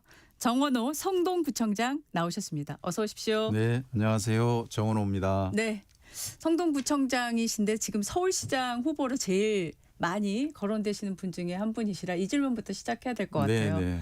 언제 공식적으로 출마 선언하십니까? 네, 지금 저 과정을 밟고 있고요. 네. 이번 그 추위, 혹한기하고 폭설기 좀 지나면 네, 바로 결정할 생각입니다. 네. 앞서 저희 프로그램에 나오셨던 박홍근 의원 같은 경우에는 서울시청 앞에서 했던 걸로 제가 기억이 나는데 네. 장소도 대략 예비해 두셨습니까? 뭐 이제 뭐 몇 군데를 염두에 두고 고민하고 있습니다. 몇 네. 군데를 염두에 두고 고민하시고요. 네. 자, 항상 최근에 구청장님 관련된 질문에 이게 빠지지 않아서요. 이 대통령의 칭찬. 아, 네. 네. 많이 도움이 되셨죠? 뭐 많이들 알아보시더라고요, 이제요. 네. 그래서 그런 측면에 참 놀랍다 이런 생각이 듭니다. 네. 이 질문이 맞는지는 모르겠지만 그 대통령의 칭찬이 출마 결정에 영향을 준 건가요? 뭐 많은 영향이 있었지만 출마 결정 자체의 영향은 아닌 것 같습니다. 네. 그거는 다른 문제니까요. 네네. 네. 그러면 서울시장에 이제 나가야 되겠다라고 구체적으로 결심하신 거는 언제부터? 이게 이제 뭐 어느 순간이라기보다 네. 이제 서서히 이런 이제 여론들 또 주민의 바람 그리고 또 제 자신의 생각 이런 것들이 이제 굳혀져가는 과정이 계속 진행되고 있는 것 같습니다. 네, 지금 세 번째 성동구청장을 하고 계시잖아요. 네. 네. 그런데 국회의원 경력은 없으세요. 네. 구청장에서 국회의원 먼저 갔다 서울시장 가겠다 이런 생각은 안 해보셨어요? 글쎄 이제 뭐 그렇게들 말씀하시는 분도 계신데 이제 행정하고 또 국회하고 조금 다른 측면이 있기 때문에 좀 특징과 장점을 살린다면 이 의회 경험보다는 바로 이렇게 하는 것이 좋겠다 그런 의견들도 굉장히 많습니다. 이제 이재명 대통령님께서 성남시장 하다가 경기도지사로 갔잖아요. 국회 안 거치고 이제 그런 측면들이 있고 또 지방에 또 이 광역시장이나 또 도지사들 또 대부분 이제 그런 케이스도 굉장히 많습니다. 네. 국회의원 경력이 있는 분과 구청장 경험으로 쭉 지금 일을 해오신 경험하고 어떤 점이 차별점이 있다고 생각하십니까? 저는 이제 그 현장에서 직접 일을 만드는 거잖아요. 이제 직접 결정하고 집행하고 네. 그런 과정에 직접 관여해서 참여한 경험과 이제 의회라는 것은 사실 이제 견제 기능도 있고 또 참여 기능도 있지만 주로 견제 기능이 많지 않습니까? 행정에 관해서는 네. 그런 측면에서 좀 차이가 있다 이렇게 생각합니다. 그게 본인의 강점이라고 생각하십니까? 뭐 저는 그렇게 생각하고 있습니다. 네. 지금 당내에서 지금 출사표를 던지신 분들, 곧 또 출사표를 던지겠다고 하신 분들의 면면이 만만치가 않습니다. 아유, 대단한 분들이시죠. 네. 당내 경선에서 나만의 차별화, 나는 이걸로 승부를 걸겠다라고 생각하신 게 있으실까요? 이제 워낙 쟁쟁하신 분들이고 또 훌륭하신 분들이어서 장점이 많으신데 이 경선, 당내 경선이라는 건 각자의 장점을 가지고 어필하는 거라고 생각합니다. 그래서 포지티브 경선이 될 텐데 그런 측면에 있어서 저는 이제 실제로 주민들의 삶에 영향을 주고 또 생활을 변화시켜서 삶의 질을 바꾼 그렇게 평을 받고 있기 때문에 그런 게 이제 실질적인 집행 검증 이런 게 이제 좀 장점이지 않을까, 이제 그런 측면으로 많이 어필하려고 합니다. 네, 본선과 달리 사실은 당내 경선은 또 당원들의 마음을 잡아야 되잖아요. 네네. 당심에 대한 호소는 뭘로 하실 생각이신가요? 제가 우리 당의 정강 정책들 또 당원들이 원하는 지향점들을 정책으로 가장 많이 실현한 이 단체장 중에 한 명입니다. 그런데 사회적 약자를 위한 거, 네. 그리고 또 우리 사회가 가야 될 공동체 지향에 대한 문제, 이런 우리 민주당의 지향점들을 가장 많이 실현했고 그걸 정책으로 만들고 대표적인 정책으로 소개를 해주신다면. 그러면 이제 첫 번째는 반지하가 지난번에 네. 그 수해가 났을 때 예, 서울에 예. 굉장히 비극이 일어났지 않습니까? 네. 그런데 그 반지하에 대해서 전수조사하고 또 취약한 부분에 대해서 다 건강과 안전 측면에서 보강을 해서 이 지금 한 정책들도 있고요. 네네. 또 경력 보유 여성을 조례를 만들어서 경력 단절이라는 용어 대신 경력 보유라는 용어를 쓸 수 있도록 하는 최초의 정책도 했고요. 네. 또 코로나 시기에 필수 노동자들에 대한 배달 라이더들이나 네네. 돌봄 노동자들 또 이런 간호사들 이런 분들에 대한 지원 정책들을 저희가 만들어서 이게 국가의 법으로도 만들어졌습니다. 네. 이렇듯이 민주당의 어떤 지향과 또 이런 것을 분명하게 이 행정에서 정책으로 외화시킨 그런 측면들을 가지고 당원들과 또 대화하려고 합니다. 네. 지금 구청장님의 또 가장 큰 작품이라고 하면 그 성수동. 네네. 네. 요새 뭐 MZ들의 핫플레이스다라고 하는데 이 궁금합니다. 요거는 어떻게 지금 이 책도 내셨잖아요. 네네. 간단하게 소개를 해주신다면요. 네, 이제 성수동은 지금 작년에 그 하반기에 대한민국에 온 외국인들이 서울에서 소비를 하고 간 카드 매출의 4분의 1을 성수동에서 쓰고 갔습니다. 네. 이게 어마어마한 지금 국제적 핫플레이스인데요. 네. 이 성수동이 만들어진 건 이제 행정에서 만들어졌다라고 주장하는 것이 아니고 행정은 조연이었다. 시민과 기업이 주인이고 주인공이었고 네네. 그 주연들이 잘 활동할 수 있도록 행정은 뒷받침을 해서 제도적 예산적 뒷받침을 했다라는 것을 제가 이제 밝히고 있는 거고요. 네. 이 책을 쓴 이유는 행정이 좀 패러다임을 바꿔야 된다. 과거에 개발도상국 또 추격자 시대 때 계획을 A부터 Z까지 다 만들어 놓고 이걸 기업과 시민을 끌고 가려고 하는 그런 행정에서 이제 벗어나야 된다. 네. 지금 기업과 시민은 세계 최고 수준이니까 행정이 오히려 네네. 기업과 시민이 마음껏 활동할 수 있도록 뒷받침을 하면 훨씬 좋은 결과물을 만들어낼 수 있다라는 것을 얘기하기 위해서 그 책을 썼는데요. 그 책 제목만 보고 사람들이 이제 제가 뭐 성수동을 다 한 것처럼 얘기한다라고 말하는 건 읽어보지도 않고 얘기하시는 거여서 제발 서문만이라도 좀 읽어보고 비판하셨으면 좋겠다 그런 말씀이라도 좀 드리고 싶습니다. 네. 네. 혹시 그 책이 잘 팔렸을 거라는 생각에 그냥 제 개인 질문인데요. 인쇄는 어떻게 사용하고 계십니까? 아직 못 받았습니다. 아직 못 받았습니까? 나중에 인쇄가 오면 좋은 데 쓰도록 하겠습니다. 알겠습니다. 네. 지금 그 사실 그 성수동길뿐만 아니라 기존의 서울에는 가로수길도 있고 경리단길도 있고요. 길이 많지 않습니까? 네. 차이점이 뭐라고 생각하십니까? 이제 거의 비슷한 시기에 이제 그 뜨기 시작했는데요. 네. 가로수길은 이미 상당히 그 공실이 많이 생겨서 상권이 쇠퇴했지 않습니까? 네. 그런데 성수동은 여전히 10여 년 동안 계속 성장하고 있습니다. 그 차이는 이걸 어떻게 관리하느냐의 문제인데요. 저희가 처음에 이제 성수동이 뜨기 시작할 때 젠트리피케이션 방지 네. 조례를 만들고 네네. 거기에 따라서 방지 정책들을 수립했기 때문에 이게 지금 계속 유지가 되고 있고요. 그 방지 정책은 이제 한계에 또 이르렀는데 그걸 네. 법으로 저희들이 요청을 해서 상가 임대차 보호법 네네네. 이것이 개정됨으로써 상당히 많이 또 진행이 됐고요. 예. 또 이게 지금 한계에 이르러서 예. 그 한계점을 저희가 또 개선하고자 네. 하고 있습니다. 그래서 이건 도시는 늘 발전하고 있고 또 늘 발전하면서 문제를 안고 있습니다. 또 문제를 발생시키고 있는데 네네. 그때마다 올바른 처방을 통해서 그 문제를 해결할 때만이 꾸준히 발전해서 지속 가능합니다. 근데 그렇지 않으면 흥망성쇠가 있는 거죠.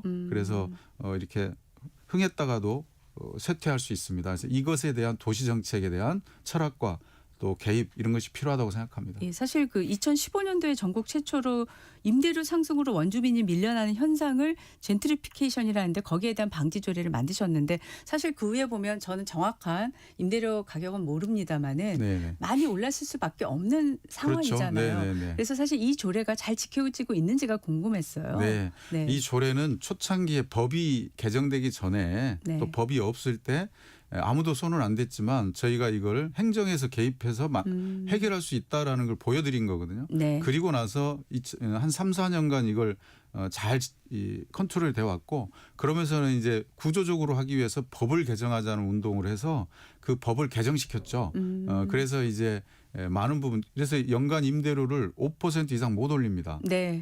그렇게 되니까 안정적으로 유지가 되는데 네. 지금 일부 폭등하고 있는 건 서울이나 지방이나 다 핫플레이스들에서 그런 게 일어나는데요. 네. 그게 이제 법에 한계가 있어서 그렇습니다. 네. 이제 그 큰 상가들은 임대차 보호법의 보호를 못 받습니다. 그렇기 때문에 그 큰 상가들은 이제 뭐 예를 들면 건물주가 100% 올려달라 그래도 올려주거나 나가거나 해야 되는 게 네. 여전히 남아 있는데 네네네. 이걸 개정해 달라고 저희가 계속 운동을 하고 있습니다. 아, 그렇군요. 네. 제가 비판적 시각에서 질문을 좀 네. 드리겠습니다. 자, 지금 성수동이 핫플이 된 데는 사실 이명박 서울시장 당시에 서울숲 개원, 오세훈 시장의 한강변 전략정비구역 지정의 산물이다라는 얘기를 합니다. 어떻게 생각하십니까? 일단 서울숲은 맞고요. 예, 서울숲은 상당한 영향을 미쳤고 그것뿐만 아니라 분당선 네. 개통도 영향을 많이 미쳤습니다. 그 입지에 영향을 좀 미친 거고요. 그 전략 정비구역은 지금도 진행 중이어서 그 아직 실현이 안 됐기 때문에 그 부분은 좀 조금 차이가 있는 것 같고요. 네. 다만 이제 이 성수동이 전반적으로 큰 거는 다양한 이유가 있었고, 예. 그래서 그 중에 하나는 서울숲도 있고 분당선도 있고, 그리고 원래 입지가 좋다라는 측면도 있죠.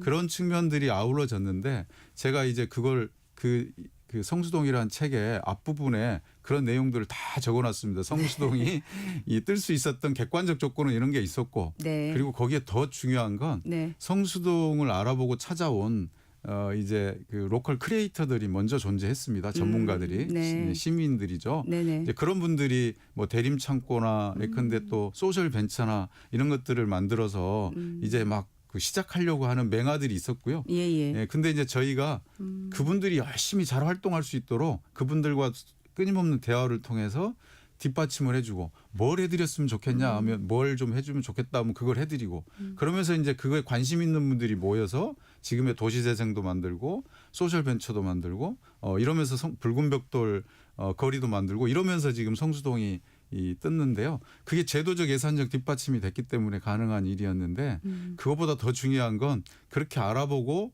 와서 노력하시고 힘을 보태주시고 끌어가신 시민과 기업의 역할이 주인공이었다. 이런 역할을 제가 말씀을 드립니다. 네. 제가 뭐 정확한 객관적인 수치를 알지 못해서요. 다만 성동구가 지금 서울 시내에서는 이른바 부동산으로도 좀 뜨는 지역이라는 거는 뭐 부인할 수 없는 그렇죠. 상황이라고 네. 저는 생각을 하고요. 그리고 잠깐 보니까 성동구 재정 자립도도 32.9%니까 이게 서울 25개 자치구 중에 7위더라고요. 그럼 이 정도면 재정 자립도도 상당히 높은 편이라고 볼 수 있죠. 서울시가 강남구 빼면 전반적으로 안 좋습니다. 네. 다른 데에 비해서는. 네네. 네.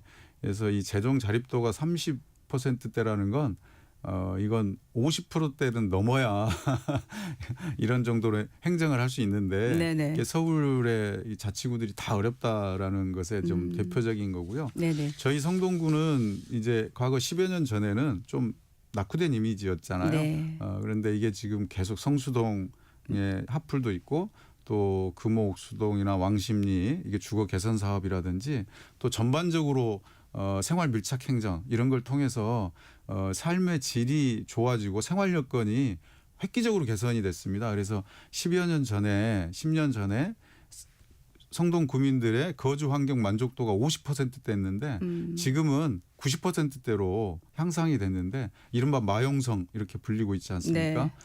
그런 정도로 이제 좋아진 측면들이 있는 겁니다. 네. 네.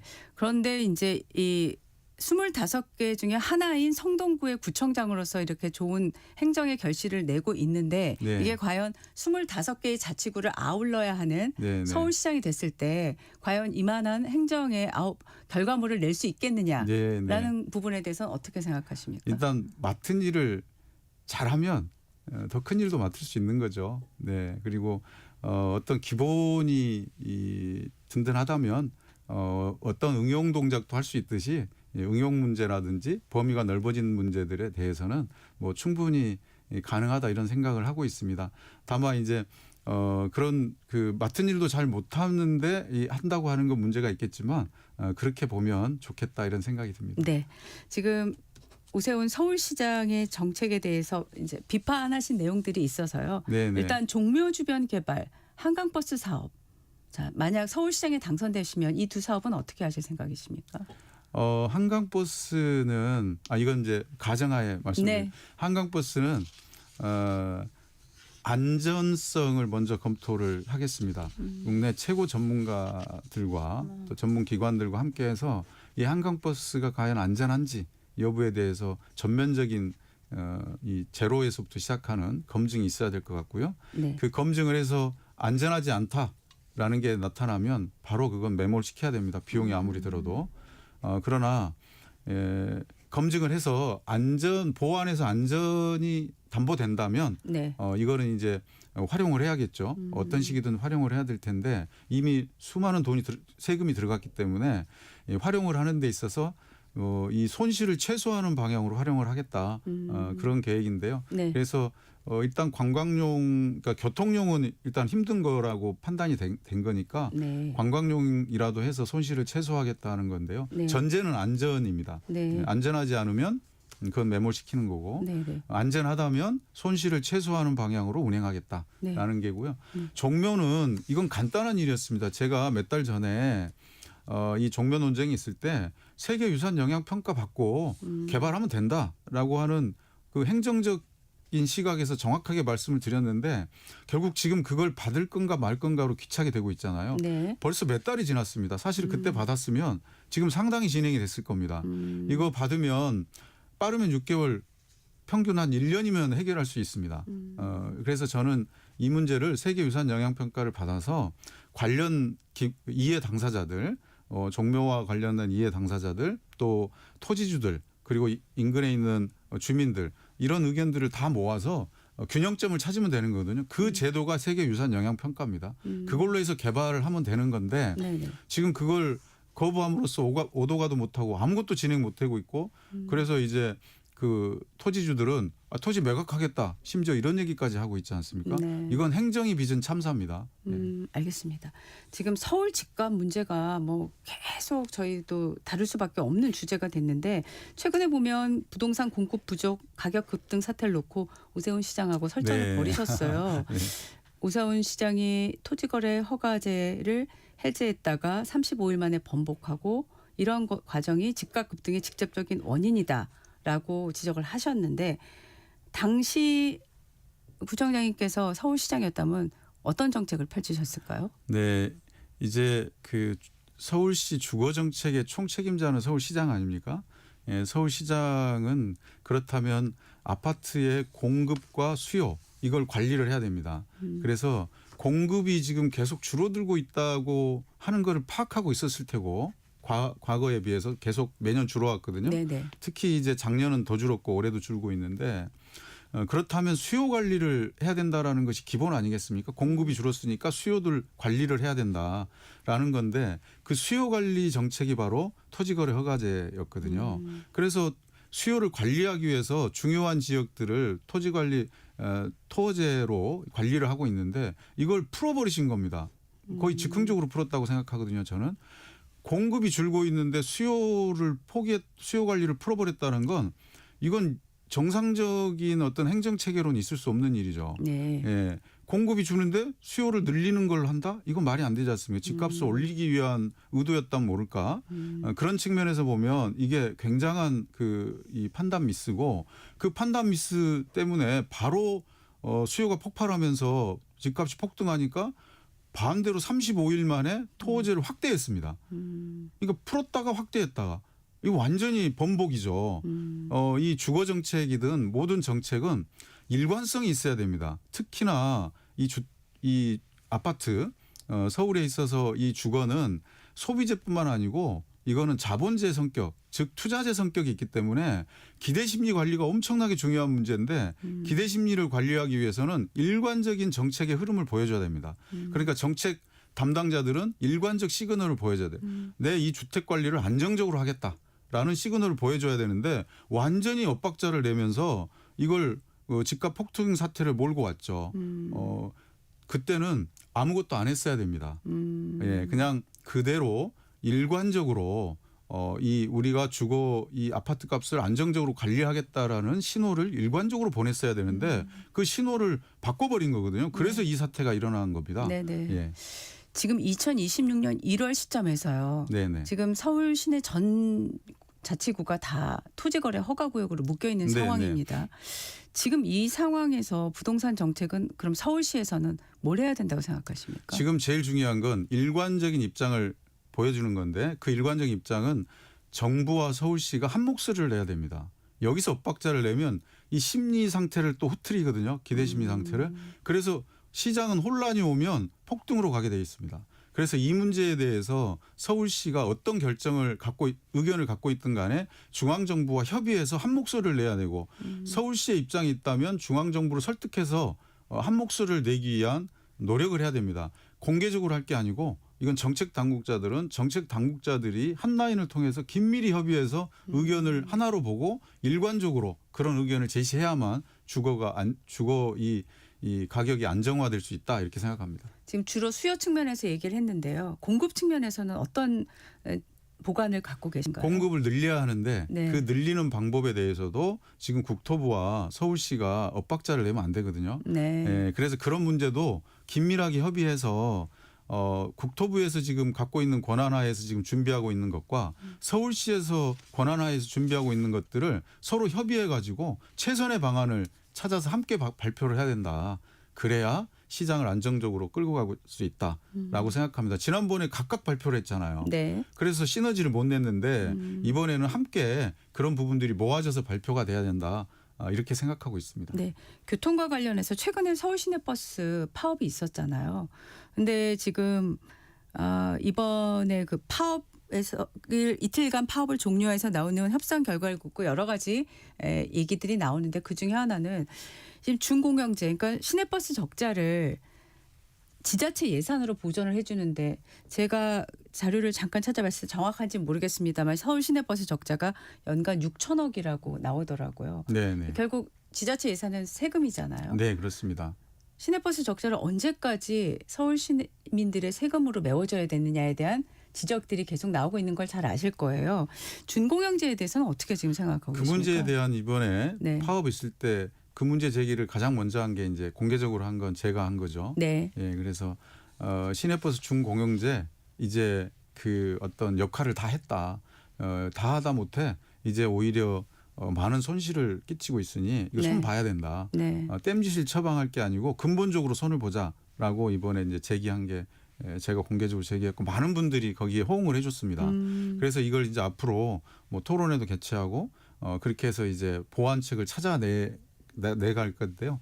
특히 이건 두 가지 해결 방법이 지금 요약되고 있는 것 같습니다. 하나는 준공영제는 민영인데 손실이 났을 때 보장해 주는 거거든요. 손실을. 그래서 준공영제라고 하는데 이걸 아예 분리를 하자. 그래서 민영으로 가되 손실 나서 운영 못하는 건 시에서 인수해서 공영화하자라는 게 이제 하나의 대안이고, 또 하나의 대안은 아예 공영화하자. 전체 민영을 없애고 다 공영화하자. 이런 이제 제안들이 있는 거죠. 1년에 6, 7천억씩 손해도 보고 또 요금도 내고 그럴 바에는 아예 공영제로 가자라는 의견도 있죠. 그래서 근데 이거는 장단점이 있기 때문에 합의 과정이 필요한 것 같습니다. 네. 그래서 전문가들과 시민들과 합의 과정을 가져서 이 중공영제는 근본적으로 손을 보되 민영과 공영 이원화로 갈 거냐 공영화로 갈 거냐 이런 부분에 대한 논의가 필요한데요. 이 대전제 조건들은 네네. 실필주처럼 촘촘한 대중교통망을 만드는 것을 전제로 해야 됩니다. 지금은 이 중공영제 때문에 마을버스를 촘촘히 만들고 싶어 해도 서울시에서 그 부분들에 대해서 동의를 안 해요. 아, 네. 네, 그래서 저희 이제 각 구에서는 마을버스를 촘촘히 만들고 싶은데 이게 허가가 안 나서 못 하는 거거든요. 네. 근데 저는 대전제로 어디든지 대중교통을 이용할 수 있어야 한다. 그래서 마을버스를 촘촘하게 만들고 그 마을버스와 전철, 지하철과 연계시키고 시내버스랑 연계시켜서 집에서부터 대중교통을 활용해서 직장이나 목적지까지 갈 수 있게 하는 것을 대원칙으로 해서 이번에 교통체계를 전면적으로 개편해야 된다 이렇게 생각하고 있습니다. 네. 자, 지금 지방선거를 앞두고 5국 3특 플러스 대전 충남, 그다음에 광주 전남 통합, 이게 지금 이슈로 크게 확산이 되고 있는데요. 5국 3특을 하게 되면 서울시장으로서 서울시는 어떤 청사진을 갖고 운영을 해야 된다고 생각하십니까? 5국 3특의 5극 중에 하나가 수도권입니다. 그러니까 5국 3특은 지방만을 위한 게 아니고 수도권의 1극 이 부분이 있는데, 저는 수도권은 특히 서울은 이제 세계와 경쟁하는 서울이 돼야 된다고 생각합니다. 지방과 경쟁하는 서울은 의미가 없습니다. 세계와 경쟁하는 서울이 되려면 이 세계의 이 G2, 제가 글로벌 G2 비전을 자꾸 얘기했었는데, 네. 서양엔 뉴욕이 있으면 동양엔 서울이 있는, 그래서 경제 문화 수도로서의, 동양의 경제 문화 수도로서의 서울의 위상을 가져야 한다. 그래서 도쿄와 싱가포르, 상해, 북경, 홍콩과 경쟁해서 거기에서 우위를 차지하면서 일자리도 만들고 그리고 글로벌 이 기업의 아시아 헤드쿼터들을 서울로 끌고 오는 그런 역할들을 서울에 해서 서울에 좋은 일자리들을 만들어서 우리 이 젊은이들, 세계 최고 스펙을 갖고 있는 젊은이들이 미국이나 다른 나라로 빠져나가고 있잖아요. 그 빠져나가지 않고 서울에서 일할 수 있는 일자리들을 만들어야 된다. 그게 이제 서울의 비전이 되면 지방과 싸우는 서울이 아니고 국제도시와 싸우는 서울인다고 한다면 거기서 서울의 비전이 있다 이렇게 생각합니다. 네. 그런 비전과 관련해서 질문 하나 드리자면, 근데 지금 서울 부동산값 때문에 젊은 세대들이 많이 서울을 떠나서 수도권, 또 다른 수도권인 경기도로 또 다른 지역으로 가고 있다는 보도들이 계속 나오고 있지 않습니까? 네네. 청년 주거난 문제는 어떻게 해결할 생각이세요? 이제 청년 주거도 두 종류의 이 수요가 있다고 생각합니다. 예. 그냥 나는 살 곳만 있으면 돼라는 그 수요가 있죠. 이것은 이제 청년 주택이나 신혼부부 주택 이런 걸 역세권을 고밀화해서 이걸 대대적으로 공급을 해야 되고요. 네. 그런 측면도 있는 반면에 또 나는 살 곳도 필요하지만 자산으로서의 집이 필요해라고 하는 분들을 위해서 공급을 확대하는 이 정책들이 필요하다. 그래서 이 투 트랙으로 가야 한다라고 생각하고, 공급을 확대하기 위해서는 조금 더 신속한 재개발, 재건축, 그리고 또 정부에서 하고 있는 지금 택지 개발, 이 공공용지에 대한 택지 개발 이런 부분들에 대해서 저희가 적극적으로 협조해서 함께 해야 된다 이런 생각을 하고 있습니다. 네. 어제 이재명 대통령 신년 기자회견 바쁘시지만 보셨죠? 아, 네. 다는 못 보고 이제 이 핵심 내용들에 대해서 정리해서 봤습니다. 네. 지금 이제 구청장이시자 또 서울시장에 도전하시려는 입장에서 어떤 내용이 가장 귀에 들어오셨을까요? 일단 사회 통합을 말씀하시고 통합의 힘 이런 걸 말씀하신 측면 하나 하고요. 또 한 가지로는 아무래도 제가 이제 지방 정부 있다 보니까 지방 정부에 대한 재정 확대, 재정 주권에 대한 보장 이런 부분들에 대해서 원래 갖고 계셨던 생각인데 대통령이 되셔도 확고하게 말씀해 주시는 거 보고 이 지방의 자치 정부를 운영하고 있는 사람들의 입장에서 보면 굉장히 긍정적이고 희망적인 메시지였다 이렇게 생각합니다. 네. 오늘 말씀 여기까지 듣고 다음에 또 한번 나와서 자세한 얘기 좀 해주시죠. 아이고 감사합니다. 고맙습니다. 지금까지 정원호 성동구청장과 말씀 나눴습니다. 날씨 정보 듣고 전격 인터뷰로 돌아오겠습니다.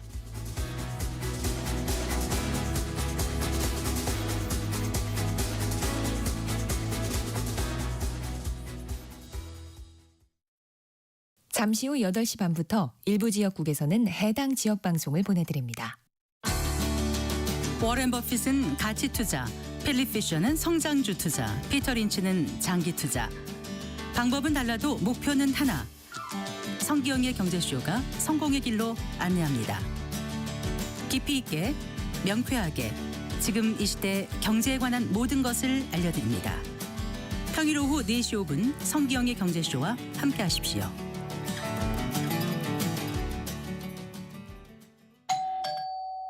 편지 왔습니다. 퇴근길 지친 당신에게 힘이 되는 뉴스를 전해드립니다. 매일 저녁 5시 5분 당신과 함께 읽는 세상 이야기 KBS 1라디오 뉴스레터 K. 지금 시각은 8시 30분입니다. KBS. 전격 시사 날씨 정보입니다. 서울 오늘 아침 최저기온이 영하 13.2도로 올겨울 최저기온을 다시 갈아치웠습니다. 바람이 강해서 체감 온도는 영하 20도 안팎을 계속 유지하고 있는데요. 살갗이 A는 추위입니다. 장갑, 목도리, 모자, 핫팩 등 각종 방한용품 꼭 챙겨 나가셔야 후회가 없는 날입니다. 현재 대관령은 또 영하 18.8도까지 떨어져 있고 영월, 동두천 영하 15도, 대전 영하 12, 광주, 부산 영하 7도 등으로 대부분 기온이 낮습니다. 일요일까지 서울은 영하 10도 이하의 기온을 유지하겠고요. 전국 대부분 아침 기온 영하 10도 안팎으로 당분간 추위가 이어지겠습니다.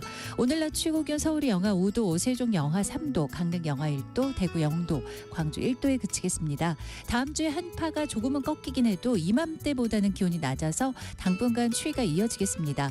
현재 대설특보도 내려져 있는 곳이 있습니다. 전라서해안, 제주, 울릉도, 독도 쪽인데요. 오늘 충청과 전라도, 제주에 1에서 7cm의 눈이 더 내리겠고 울릉도, 독도는 5에서 15cm가 예상됩니다. 내일은 인천과 경기 남부, 충남, 전라권에 1에서 3cm의 눈 예보가 있고 그 밖의 지역도 내일은 눈이 좀 날리겠습니다. 현재 강원 동해안, 전남 동부, 경상권은 건조특보가 내려져 있고요. 서해안과 제주에 강풍특보, 대부분 해상에는 풍랑특보가 발효 중입니다. 현재 서울 기온 영하 13도, 체감온도 영하 19도입니다. 전격 시사 날씨 정보 최영우였습니다.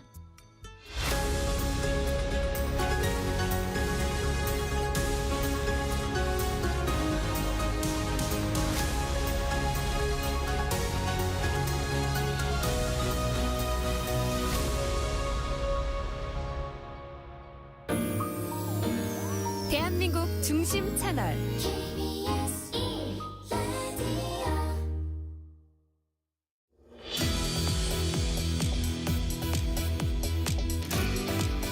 전격 인터뷰 3부 시작하기 전에 앞서 성일종 의원이 언급한 여론조사 개요 설명드리겠습니다.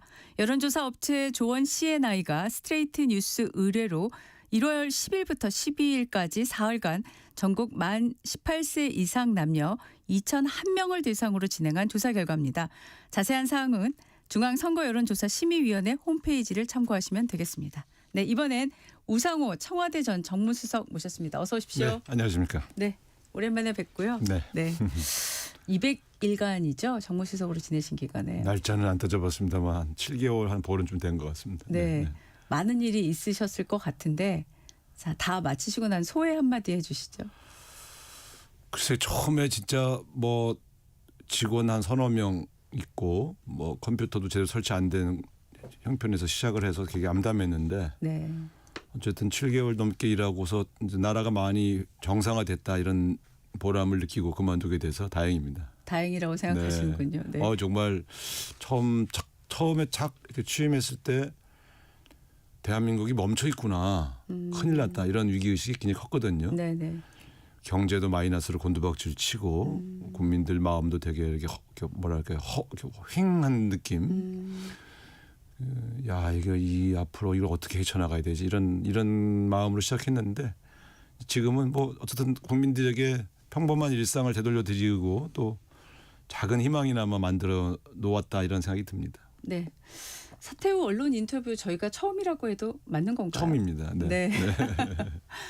계획이 궁금합니다. 네. 뭐 이제 다들 많이 알려졌습니다만 이제 고향에 가서 네. 좀 봉사할 준비를 해야 되겠죠. 네. 오늘 아침에 보니까 블로그도 이제 강원 박으셨더라고요. 강원도. 네. 모르겠어요. 제가 한 일은 아닌데. 아 직접 하시진 않으니까. 그만둔 지 이제 이틀째라서 뭐 경황이 없습니다만. 네. 네.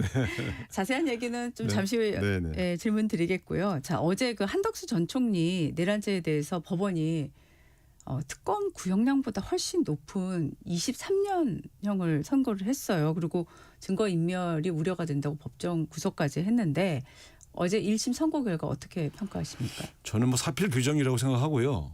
이게 이제 어떤 한덕수 총리 정도면 이 내란을 만류하고 막을 수 있는 위치였다고 보거든요. 네. 그런데 사실은 뭐 본인이 동의했든 동의하지 않았든 그건 속마음이고 행동으로 막지 않았고 오히려 그 뒤에 후속 작업을 도왔지 않습니까? 그런 측면에서는 용서받기 어려운 범죄를 저질렀다 이렇게 봐야 될 것 같습니다. 사실 네. 이분 제 개인적으로는 저희 정부 때에도 이랬던 분이어서 네. 친분이 있는데 그 내란이 있던 해 그 전에 몇 개월 전에 한번 본 적이 있어요. 그러셨군요. 식사를 한번 같이 했는데 그때 네. 제가 뭐 앞을 내다보고 한 건 아니지만 총리님 이 더 오래 가시면 욕 보실 것 같습니다.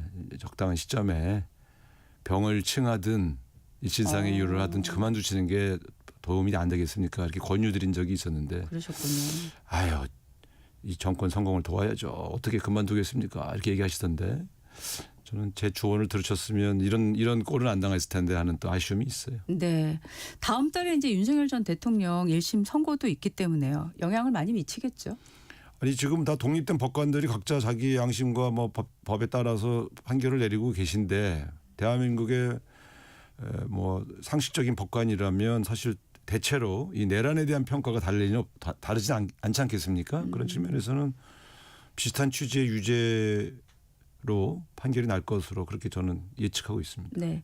지금 이제 서영교 의원이 사면 금지법을 발의를 했고 저희 프로그램에 나와서도 그 필요성을 강조를 하셨는데 이 부분은 어떻게 생각하십니까? 뭐 굳이 법을 만들어야 될지는 모르겠습니다만 그 취지는 이렇게 내란 외환죄로 유죄 판결을 받을 경우에는 풀어주면 안 된다. 이런 취지 아니겠어요? 적어도 이재명 대통령이 재임하는 기간 중에는 이 내란 종사자, 내란에 관련된 범죄자들을 사면할 가능성은 없다고 봅니다. 네. 설 사면이 없을 거다라고 예상이 나옵니다. 또 대통령도 사면 그렇게 하는 거 아니다라는 말씀도 하셨고요. 네. 지난번 8.15 사면한 이후에 연말연초에 사면을 할 건가 말 건가를 잠깐 검토한 적은 있었습니다만 지금은 특별히 사면을 해야 할 그런 이유는 없다 이렇게 판단하셨고요. 아마 네. 지방선거 이전에 사면은 없을 것으로 그렇게 보고 있습니다. 네. 어제 신년 기자회견이 정말 보도를 쏟아냈습니다. 중요한 얘기를 굉장히 많이 했고 또 길게 시간을 할애해서 굉장히 눈에 띄었는데 기자회견 중에 어떤 메시지가 가장 와닿으셨습니까? 글쎄 어쨌든 저는 대통령께서 이 기자회견을 통해서 국민에게 본인이 갖고 있는 여러 가지 국정 구상이나 여러 현안들에 대한 생각들을 소상하게 설명하시는 게 원래 그 국민에게 직접 소통하는 걸 워낙 좋아하셔요. 그래서 사실 3시간이라는 시간은 아마 제가 할 때 역대 최장으로 제가 기억하는데 그렇게들 보시더라고요. 네, 근데 어쨌든 제가 보면서 굉장히 소상하게 본인의 생각을 잘 국민에게 설명하고 계시다. 또 그런 점이 굉장히 좋은 평가를 받을 것 같습니다. 네, 기자회견 준비를 그래도 마지막까지 하고 이제 사퇴를 하셨을 거라는 생각으로. 네, 일단 이렇게 길게 3시간까지 갈 거라는 생각하셨어요? 애초에 90분 잡을 때 기자들 질문을 많이 받아야 되겠다 이렇게 생각하고 계신 건 알고 있었는데 3시간씩 할 줄은 몰랐고요. 아마 90분으로 잡았지만 한 30분 정도 더 연장돼서 한 2시간 정도 하지 않겠냐 이렇게는 생각을 했는데 네. 질문하려고 하는 언론인이 많으시니까 그걸 다 받아주시는 걸 보고 되게 적극적으로 언론인들과 국민과 소통을 이제 노력하고 계시구나 하는 생각이 들었고요. 저는 속으로 배고프실 텐데. 근데 네. 저는 되게 좋았어요. 네. 기회 있을 때마다 그렇게 직접 국민에게 예. 본인의 생각을 소상히 말씀하는 게 전 정권과는 전혀 다른 모습이 아니겠습니까? 네. 앞으로도 자주 보시게 될 겁니다. 네. 현안에 대한 얘기가 많아가지고 아침에 보니까 한 25개 질문이라고 한 것 같고요. 제가 기억하기로는 대통령 기자회견 후에 질의응답만 따로 기사 전문을 실은 거는 거의 처음이 아닐까 하는 생각이 네. 들 정도로 양이 많았는데요. 그중에서 이제 검찰개혁 관련해서요. 이게 이제 신년 기자회견 전에 사실은 초안이 나왔을 때 입법 예고된 초안을 보고 당정 간의 의견이 크게 다른 거 아니냐라면서 여러 가지 보도가 나왔었습니다. 공소청의 보안 수사권에 대해서 어제 대통령 발언을 해석을 한 걸 보면 좀 신중하다. 그러니까 필요성은 인정은 한다. 남용해서는 안 된다면서 이런 단서를 달아서 이렇게 보시던데. 아니 대통령 말씀을 사실 정확하게 말씀드리면 네. 보안 수사권은 원칙적으로는 폐지하는 게 맞다. 그런데 수사의 효율성과 또 여러 가지 국민의 권리 구제에서 필요하다면 예외적으로는 쓸 수 있게 해줄 필요가 있지 않겠는가 하는 필요성을 말씀하신 거죠. 그러니까 큰 원칙에서는 폐지가 맞다. 그런데 특정한 상황, 특별한 경우에만 예외적으로 허용하는 건 어떻겠느냐라고 한번 화두를 던지신 거죠. 네. 근데 이제 사실 이 논의는 원래 당정 간에 합의된 로드맵으로는 올해 한 6월 이후쯤에 토론에서 정리하기로 되어 있었던 사안인데 이게 좀 빨라진 셈이죠. 그렇죠. 사실은 지금 지난번에 내놨던 그 설치법은 당정 간에 합의된 로드맵에 따르면 추석 전후에 정부조직법에 검찰 해체, 그러니까 수사와 기소 분리를 기관으로 나누는 걸 명시하고 네. 이건 그 후속 작업으로 설치법입니다. 네네. 그러니까 그 조직법에 명시되어 있는 두 조직을 각각 둔다고 하는 설치법을 둬야 설치를 준비하거든요. 네네. 그래서 여기는 보안 수사권 문제가 포함되어 있지 않거든요. 네. 근데 논란이 이제 이 법 내용으로 보면 보안 수사권을 폐지하지 않겠다는 의중이 담긴 게 아닌가라는 의심들을 하신 거죠. 그런데 대통령께서 어제 설명하신 거는 나는 기본적으로 폐지론자다. 근데 책임을 지고 행정을 하다 보니 국민들 속에서 일정한 수사 과정에서 선의 피해자가 나올 가능성이 있다. 네. 고 판단하시는 사례들이 보여지시는 거예요. 그러니까 이건 정치적 사건에 관한 얘기가 아닙니다. 네. 일반 형사 사건에서도 네네네. 그럴 경우에 이 폐지로 인하여 우리가 얻으려고 하는 정치적인 목적은 달성되겠지만 선의 피해자가 발생하면 이건 문제가 있는 거 아닌가라고 하는 문제를 얘기하신 겁니다. 그래서 네. 그거를 어떻게 보완할 건지, 그러니까 보안 수사권 폐지에 따르는 보완책을 어떻게 할 건지에 대해 논의를 해보자라고 제안하신 거라고 해석하시면 될 것 같아요. 네. 그 지금 중수청의 이원화 부분은 지금 어떻게 봐야 되는 겁니까? 그 과정도 제가 옆에서 지켜봤는데요. 예. 중수청을 두는 거는 이제 한국판 FBI 같은 정말 전문적으로 주요 범죄에 관한 수사를 전문으로 하는 기관을 만들자는 거거든요. 모든 범죄를 다 경찰에만 넘겼을 때 이런 전문성이 필요되는 영역들에서 혹시 수사가 미진할 가능성이 있지 않겠는가 하는 걱정입니다. 이것도 정치적인 판단이 아닙니다. 네. 그래서 그런 주요 범죄의 경우에는 전문적인 수사 능력이 이미 확인된 사람들 그리고 정치적으로 물들지 않은 사람들을 갖다가 수사를 시킬 수 있는 거 아닌가 이렇게 고민하신 거죠. 네. 그러니까 어제도 보시면 검사라고 해서 다 정치 검사는 아니지 않냐. 그러면 정치적으로 휩쓰이지 않고 검찰 권력을 강화하는 데 관심이 없지만 수사 잘하는 사람들은 좀 써먹어도 되는 거 아닌가. 이 얘기를 하신 거죠. 어쨌든 이건 다 논쟁이 되는 사안입니다만 그런 문제들을 좀 조심스럽게 한번 제기하신 겁니다. 그래서 네. 아마 그런 취지가 이 법에 담겨 있다는 것을 설명하신 거죠. 네, 알겠습니다. 지금 어제 이제 신년 회견에서 나왔던 여러 가지 얘기가 있는데 앞서 성일종 의원께도 이런 질문을 드렸어. 같은 질문을 드려보고 싶은데요. 지금 이제 여야 영수회담에 대해서 질문이 나왔지 않습니까? 근데 대통령께서는 일단 당에서 여야 간의 대화를 해야지 직거래라는 표현을 쓰신 걸로 제가 지금 기억을 하는데요. 그건 아닌 것 같다는 취지로 얘기하셨는데 이 지금 장동혁 대표가 오늘로 8일째 단식을 하고 있는 이 상황에라서요. 여야 영수회담 이 부분은 어떻게 생각하십니까? 글쎄요. 사실은 지금 이 이슈는 제가 정무수석 있을 때 쭉 같이 의논하던 이슈였습니다만 지금 이제 통일교 특검의 신천지를 포함하느냐 안 하느냐가 가장 큰 쟁점이었지 않습니까? 네. 근데 제가 알기로는 여야 간에 이 문제에 대해서 교섭이 진행 중이었거든요. 교섭이 진행 중인데 단식을 들어가셨단 말이에요. 네. 저는 이건 약간 어색하다고 생각해요. 왜냐하면 과거에 교섭을 안 해주고 한다 안 한다로 대치되었을 때 단식에 들어가는 경우는 있어요. 하기 위해서. 근데 하기로 하고 뭘 넣을 거냐를 교섭하는 실무적 교섭을 하고 있는데 단식을 들어가는 경우는 처음입니다. 그러니까 과거에는 가령 드루킹 같은 경우는 예를 들면 네. 민주당은 안 하겠다고 했고요. 또 당시의 국민의힘이죠. 뭐 국민의힘은 하자고 하고.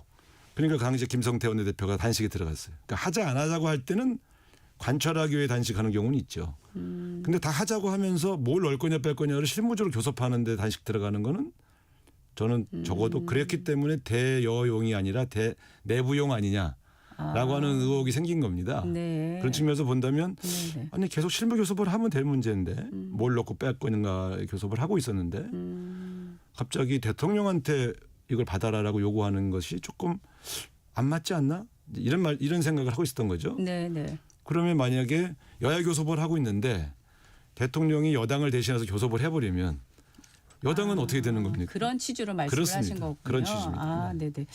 지금 어제 저희 프로그램에 오랫동안 또 출연해 주셨던 신임 홍익표 정무수석이 네. 국회를 갔는데 어제는 이제 정청래 대표 한병도 원내대표를 만나고 가셨어요. 오늘 또 이제 또 송원석 원내대표를 만나러 간다고 합니다. 네. 오늘쯤에는 가실까요? 후임 정무수석의 활동에 대해서는 제가 말씀드리는 게 적절치 않은 것 같습니다. 예. 이해해 주시기 바랍니다. 예. 무슨 말씀인지 알겠습니다. 야당 대표의 단식은 사실은 거의 마지막에 쓰는 카드라고 일반 국민들도 다 그렇게 생각하고 있는데 이게 지금 시간이 어쨌든 일주일을 지나가고 있는 상황인데요.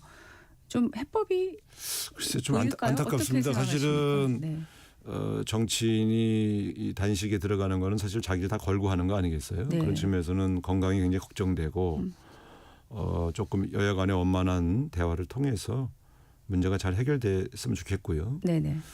어쨌든 건강이 걱정되기 때문에 단식을 좀 푸시고 어차피 대화 모멘텀은 제가 볼 때 한병도 원내대표는 대화파 아닙니까 원래? 또 홍익표 정무수석도 이런 조정을 잘 하시는 분이고 네. 사실은 지금 통일교와 신천지 특검은 사실 서로 하자고 하는 입장이 아니겠어요? 네, 하는 거에 대해서는 같은 의견으로 그러니까 알고 이건 있습니다. 충분히 정치력으로 해결할 수 있는 문제가 아닐까? 그런 측면에서 조금 더 물밑 대화를 좀 깊숙하게 할 필요가 있다고 보여집니다. 네. 최근에 가장 건강 걱정되니까 좀 단식을 푸셨으면 좋겠네요. 빨리 푸시는 거를 일단 1차적으로 말씀을 하시고 계시고 최근에 여당 지도부와의 만찬에서 한 발언 때문에 도하 언론이 다 썼습니다. 친명이냐 반명이냐 반명이냐로 시작을 하셨죠 대통령은. 네.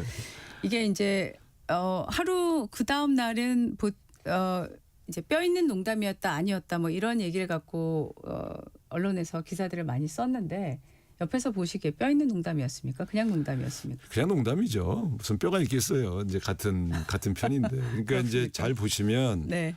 사실은 저도 몇몇 언론에 그런 제가 항의를 했던 적이 있습니다만. 예.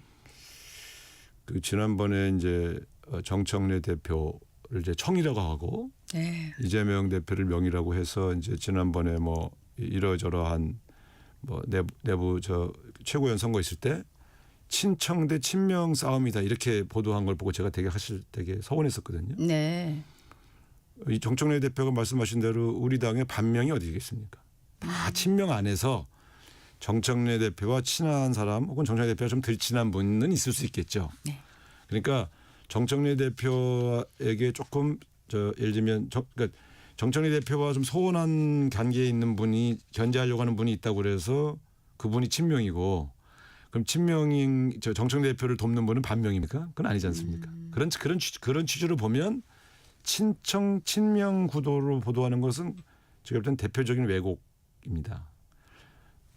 민주당 안에는 전체적으로 다 친명이고 네. 그 안에 당권 쥐고 있는 분과 당권 비당권파 이 정도는 있다고 봐도 되겠죠. 주류와 비주류들이 있는 거니까. 그래서 이 구도를 친청 대 친명 구도로 구도 정리해서 보도한 거는 저는 대표적인 정치 왜곡이라고 봐요.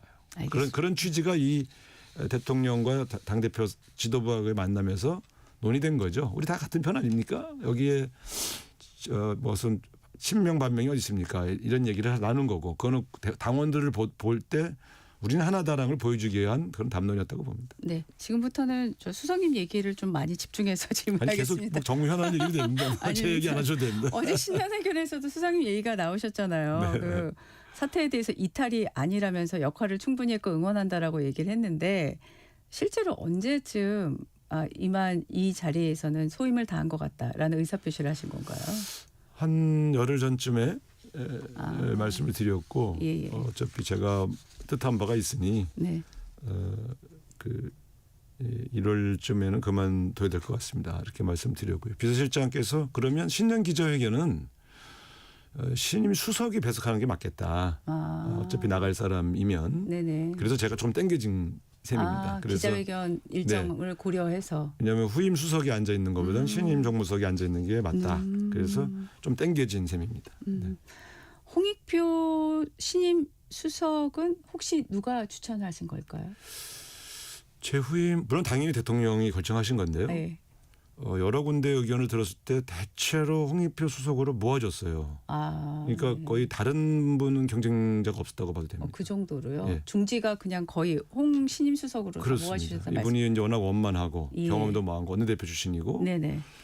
또 정청래 대표 등 지도부하고도 대화가 잘 될 분이고 그리고 대통령 당 대표 하실 때 원내대표 했고 두루두루 호흡이 잘 맞을 수 있는 조건을 가지고 있는 분이라 여기저기 의견을 들었을 때 대체로 다 홍익표 수석이 제 적임자라는 추천을 받았습니다. 네. 새해가 됐지만 아직 대통령은 임기가 지금 1년 차이잖아요. 네. 신임 정무수석이 앞으로 어떤 역할을 해야 된다라고 생각하십니까? 정무수석이 하는 일은 사실은 뭐 크게 보면 대통령의 판단을 돕는 조언. 두 번째는 대통령의 의중이 결정되면 그 각 정당 지도자들과 상의해서 소통하는 그 두 가지 역할이 제일 크죠.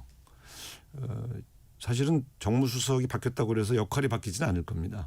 끊임없이 정당과 소통하고 또 대통령이 원만하게 국정 운영을 통합적으로 끌어갈 수 있게 하기 위해서 보좌하는 역할을 해야 되겠죠. 네. 자, 이제 열흘 전쯤 사퇴 의사를 밝히셨고 지금 이제 사퇴를 하시는 거잖아요. 자, 사퇴의 결정적 계기는 역시 강원지사 출마로 보면 되는 거죠. 네, 현직에 있을 때는 이 질문에 답을 못했는데 이제는 자유인이시잖아요. 저 강원도에 가서 봉사하고 싶습니다. 네, 공식적인 선언은 언제 어떻게 하실 생각이세요? 아직은 이제 제가 그만둔 지 이제 이틀밖에 안 돼서 예. 조금 이제 지역에 계신 분들의 여론도 좀 듣고 또 상의할 일들이 많이 있습니다. 네. 그래서 그냥 제가 저 혼자 결정하는 것보단 지역에서 많은 지역 주민들의 의견을 좀 한번 들어보면서 어떤 측면들에서 역할을 해야 될 거냐를 좀 정리가 되면 그때 일정들을 잡아나갈 그런 계획입니다. 네, 지금 지역에 계신 분들과도 계속 교감을 하고 계실 걸로 생각이 되는데 지역 내 여론은 지금 강원지사에 출마를 한다면 어떤 부분에 좀 초점을 맞춰서 해야 된다라는 좀 의견 들으시는 게 있으시다면요. 아직은 뭐 지금 여기 이 자리에서 말씀드릴 사안은 아닌 것 같고요. 그런가요? 네, 너무 이른 질문이었나요? 네, 물론 제 생각도 있고 준비된 내용도 있지만 네. 오늘은 이제 주로 정치 현안에 대한 얘기를 하는 걸로. 알겠습니다. 네. 지금 근데 수석님 나오고 난 다음에 이제 그다음에 김병욱 정무비서관도 또 사퇴하셨잖아요. 네. 지금 많은 청와대에서 상당히 뭐 몇 분인지는 그렇게 많지 않습니다. 그렇게 많지 않나요? 그러니까 지금 이제 주로 정무수석실에서 많이 나왔거든요. 예. 수석인 저와 비서관 2명, 그다음에 행정관 다 대부분 정무수석실에 있던 분들이 나오고요. 네. 그 이외의 방에서 뭐 단체장, 기초단체장 생각하고 나오시는 분 한 서너 명, 두세 명. 그러니까 전체적으로 보면 한 6, 7명 수준 이렇게 보시면 될 것 같아요. 네. 뭐 계속 이런 질문을 받으셨을 테니까 왜냐하면 지금 그 지방선거가 이제 130일 정도 남았을까요? 그런 상황인데 또 최근에 대전 충남 또 광주 전남 통합 또 대통령이 기본적으로 5국 3특 공약으로 내온 이런 것들이 다 있다 보니까 주로 이제 청와대 참모진에서 차출하는 거 아니야? 이런 시각을 갖고 있잖아요. 차출은 불가능합니다. 저희 당 구조는 이미 뛰고 계신 후보들이 있지 않습니까? 그럼 그분들을 다 못 나오게 하고 전략 공천할 수는 없거든요. 그러니까 본인들이 어디 가서 경쟁하고 싶다. 그러면 경쟁할 수 있죠. 의사표시란 말씀이신 거죠? 아니 경쟁하겠다니까 이제 그러니까 지금 말씀드린 차출이라는 거는 인위적으로 당이 차출하는 거거든요. 네네네. 그럼 당이 이미 뛰고 있는 후보들을 무시하고 새로운 사람을 데려다가 거기다가 저작권천할 수는 없다는 말씀이고요. 경쟁을 하겠다고 생각하고 나오고 싶어도 대통령이 풀어줘야 나오지 않습니까? 그런 측면에서 본다면 지금 거론되는 여러 사람들에 대한 그 뭐 여러 가지 이 출마설들이 그렇게 근거가 있어 보이지는 않아요. 제가 정무수석이니까 제일 잘하지 않겠습니까? 네. 그래서 제가 볼 때는 특히 호남 쪽에 누가 나온다 네. 대통령 참모가 그런 네. 실현 가능성이 거의 없습니다. 아 그렇게 예. 그렇습니까? 근데 이제 강훈식 실장 같은 경우는 원래 청와대 오기 전부터 다음에 충남도지사 생각이 있었거든요. 그러니까 강훈식 실장에 대해서 이러저런 설을 얘기하는 건 근거가 있죠. 충남도지사 나오고 싶어 했던 마음이 있으니까. 네. 남은 건 대통령이 풀어줄 수 있냐이죠. 또 본인도 자기가 먼저 출마하겠다고 대통령한테 말씀드리기는 쉽지 않지 않습니까? 아. 예. 아 제가 청와대에 있은 적이 없어서 그렇습니다. 그런 제가 그래서 그 안의 분위기를 말씀드리는 거죠. 네네. 그래서 재미있는 출마설들이나 실현 가능성은 높지 않다. 물론 저 개인적으로는 네. 강훈식 실장 정도는 대전 충남이 통합되면 뛰었으면 좋겠다는 개인적인 생각은 갖고 있어요. 제가 워낙 사랑하는 후배고 예, 네, 예. 사랑은 제가 합니다. 예, 예. 그런데 네. 어쨌든 보면 그런 기회가 주어질지는 솔직히 미지수죠. 아. 그래서 이 통합 지역 통합은 특정 후보들을 위해서 하시는 게 아닙니다. 대한민국 국가의 큰 전환을 위해서 추진하고 있는 거고요. 지금은 이제 두 지역의 통합에 매진하고 있지만 이게 끝나면 이제 3특 강원도, 전라북도, 제주도 등 네네. 특별자치도가 있지 않습니까? 그렇죠. 예, 예. 그쪽에 대한 지원책이 이제 발표가 될 겁니다. 아 그렇습니까? 네, 네. 안 그래도 그 질문을 좀 네. 준비를 했었거든요. 특별한 데는 특별한 혜택을 주게 돼 예. 있는데 지금은 이 통합 이슈가 워낙 크니까 예. 이 통합을 마무리하기 위해서 거기에 더 많은 특례와 재정 지원을 하려고 하는 것이지 예, 예. 다른 지역에 갈 혜택을 빼앗아서 여기 나눠주는 게 아닙니다. 그런 네. 측면에서 다른 시도들은 오해가 없으셨으면 합니다. 지금 보면 네네. 다른 시도에 가는 혜택을 뺏어서 이 통합 시에 주는 게 아니고요. 대통령이 쓸 수 있는 예산과 대통령이 쓸 수 있는 권한을 넘겨주는 겁니다. 네. 아 대통령의 권한과 예산을 넘겨주는 그렇습니다. 거다. 예. 다른 시도 거를 넘기는 게 대통령이 아니다. 지시를 하셨어요. 다른 시도로 갈 것을 뺏지 마라. 내 거를 나눠줘라. 네. 그게 진정한 지방 분권이다. 네. 그래서 대통령이 쓰실 수 있는 예산들을 빼서 그쪽으로 넘겨주고 있는 중입니다. 아, 네, 알겠습니다.